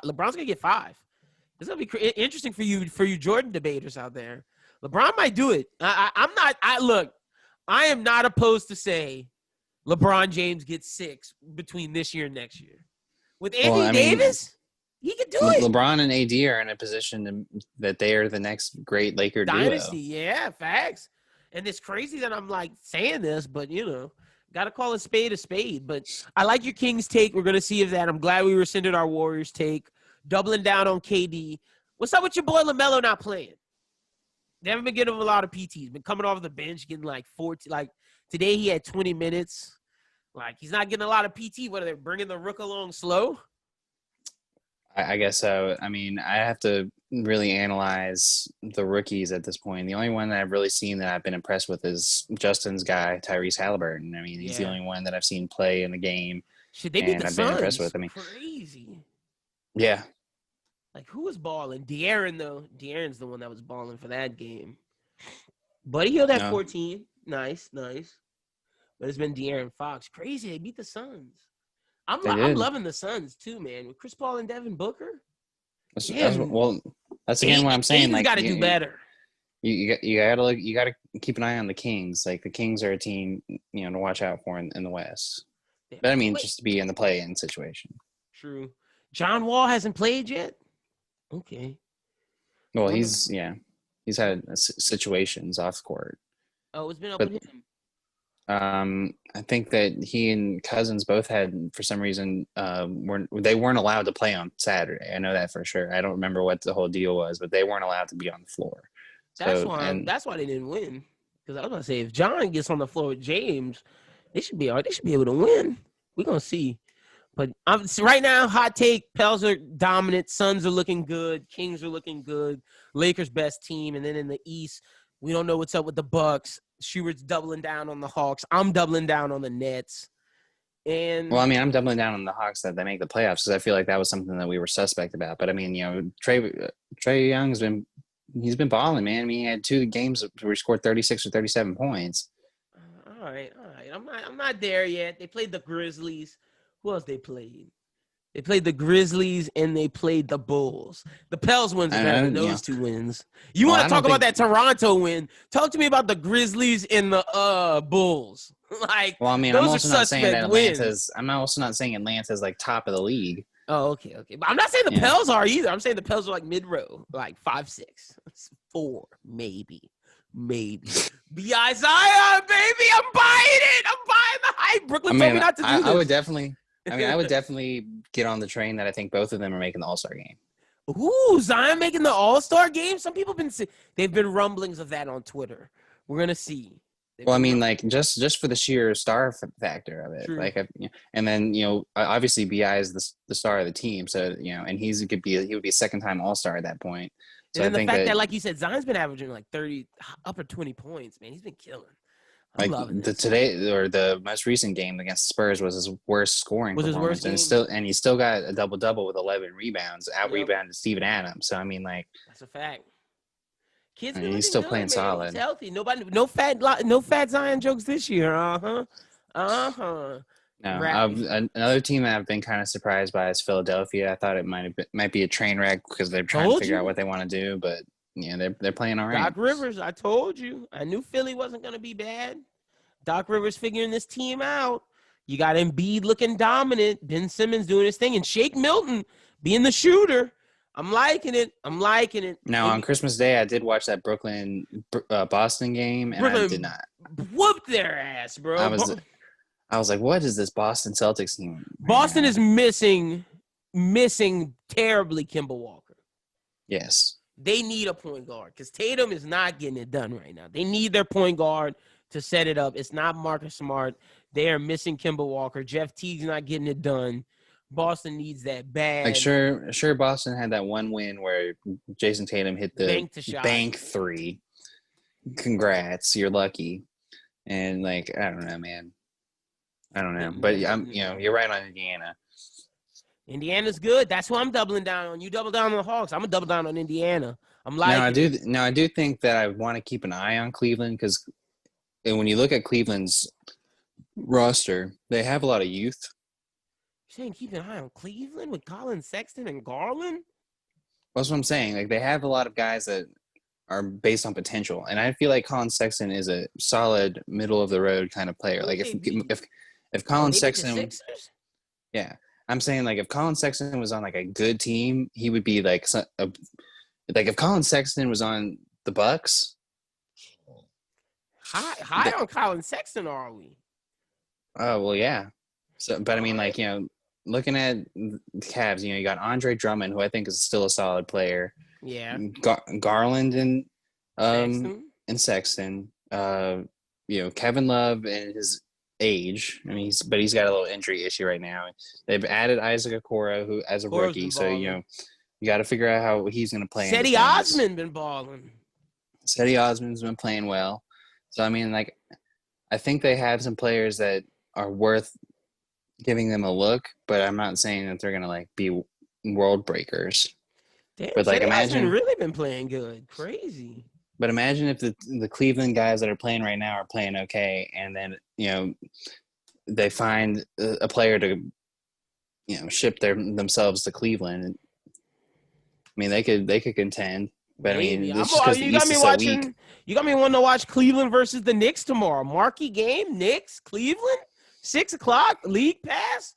I'm gonna check it out, but I'm getting ready for that Pels Suns game tomorrow. That's the game I'm excited for. I hope the Pels win, so my takes today don't look terrible. Celtics Pacers, also gonna watch that game. I kind of want the Pacers to win, so my Pacers takes are looking good, and I need the Wizards to start winning. Start winning. We'll probably be Nuggets though. Big game. We'll probably have people coming back on us later on and being like, "You guys were talking about this and this," but I mean, like, it is only 3 games in for most of these teams. So it's just like at this point, there's some teams that are intriguing. There's some teams that you're like, why haven't they gotten off to the start? Because like Milwaukee, for example, I'm sure Milwaukee's going to make the playoffs, but at this point, they don't look that great. Drew Holiday is not looking like he was worth all them picks. That's all I'm going to say. Pels might have fleeced. Pels fleeced. I don't know. I'm just high on all Pels things And, right and now. I mean, I still think there's movement to be done. Like, I still feel like Ben Simmons will not end up in as a Philadelphia Sixer? this season. Well, I mean, it's just because I feel like that's the trade that the Rockets have to make. Like, you have if James They don't Harden's want going to to trade leave, to Daryl Morey. They don't want to trade to their guy. That's Fertitta being stubborn. So who knows? They might Jared Allen. They might end up trading the Nets. Who knows? But if I'm the Nets, I don't want that cancer coming to my team. The Nets look too good. no. Sorry, I like Spencer They're Dinwiddie. focused. I like what they got going on.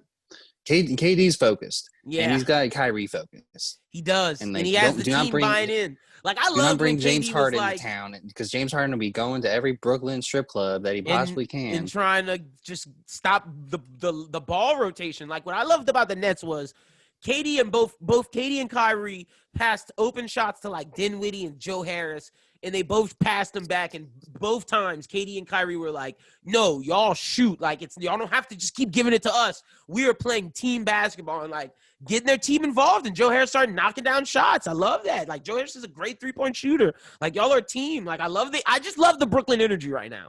Like they're the only team that I honestly think could beat the Lakers at this point in time.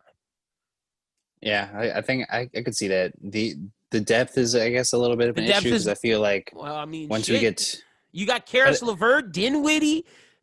but I mean, like Jordan I don't know. coming I off feel the like in some bench. cases I would take Schroeder over like Karis LeVert. But I mean, but they're all different kinds of players. Is the I don't know, thing. because that's what I'm saying. They have the best matchup for the Lakers because they have the depth to compete and the star power. So, and the coaching, I like Steve Nash. Give Steve his props. He's man. not You was hard coaching on right Steve.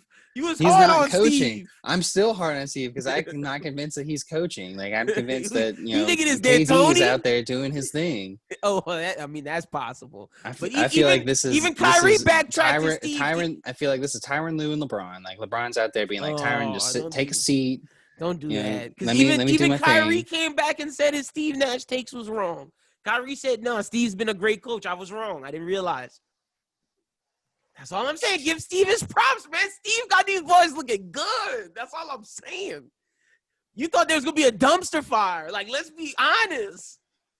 No. I'm not talking about our preseason ranks. I'm talking about, when you've heard this. I said 2 weeks ago that KD was going to. Yeah, you said he was going to get MVP. I know that 100%. I'm Because talking about he's when the Steve was coach. hired. When Steve was hired. They should give him Coach of the Year too, KD. Oh, look at you. That's hate. That's hate. That's big hate. Steve has been doing well. That's all I'm saying. We're gonna keep watching. Steve might be a Coach of the Year candidate. Like, let's be honest. Hell yeah, he would be if they make it to the if they make it to the SVG Coach of the championship. Year candidate. That's a fact. Stan Van Gundy been looking good. That's all I'm saying. I'm high on the Pels. Those aren't bad choices, you know. It's I'm possible. high on the Pels and I'm high on the Nets. Those are the two teams I'm really high on. Right? Oh, and the Suns. But one of those are gonna come to an end tomorrow. But all right, Schubert, that's all we got this week. Tell the people where they can find you at on social media. You can find me on Twitter and Instagram at aschubert14 and listen to the Bros Who Binge podcast every week. This week we'll be doing our end of the year awards. Yeah, we'll also be award talking about season. another episode of Your Honor and Wonder Woman 1984. Ooh, I need to know if you liked it because mixed reviews on the internet. Mixed reviews for sure.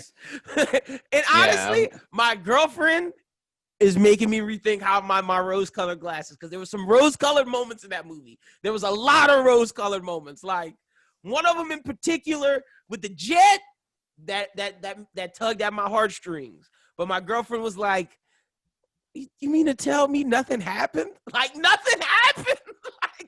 So like, well, we'll get into all that because I don't want to do all that. I like the movie though. I feel like I'm really high on it. I feel like I'm too high on it compared to like. I saw some Twitter. people who put this movie behind Birds of Prey. Ooh, and I was bad? like, I thought it was better than Birds of Prey. Well, no, I mean they were ranking like DCEU, and I can understand like where they would rank it in DCEU, but they ranked it behind Birds of Prey, and I'm like, oh, no. Yeah, it's better than Birds of Prey. Yeah, Birds of Prey was bad, but I thought this had good moments. But we'll get into all that on Wednesday. I forgot Me and you haven't talked about it. But all right, yeah, y'all make sure y'all go follow Schubert. You can follow me at BWT, follow Bros Who Think, at Bros Who Think. It's award season. So you got the Bros Who Binge Award Thursday. Tuesday, you got the Anime Talk Awards. And then, yeah, man, it's award season, end of the year. We're finishing up strong.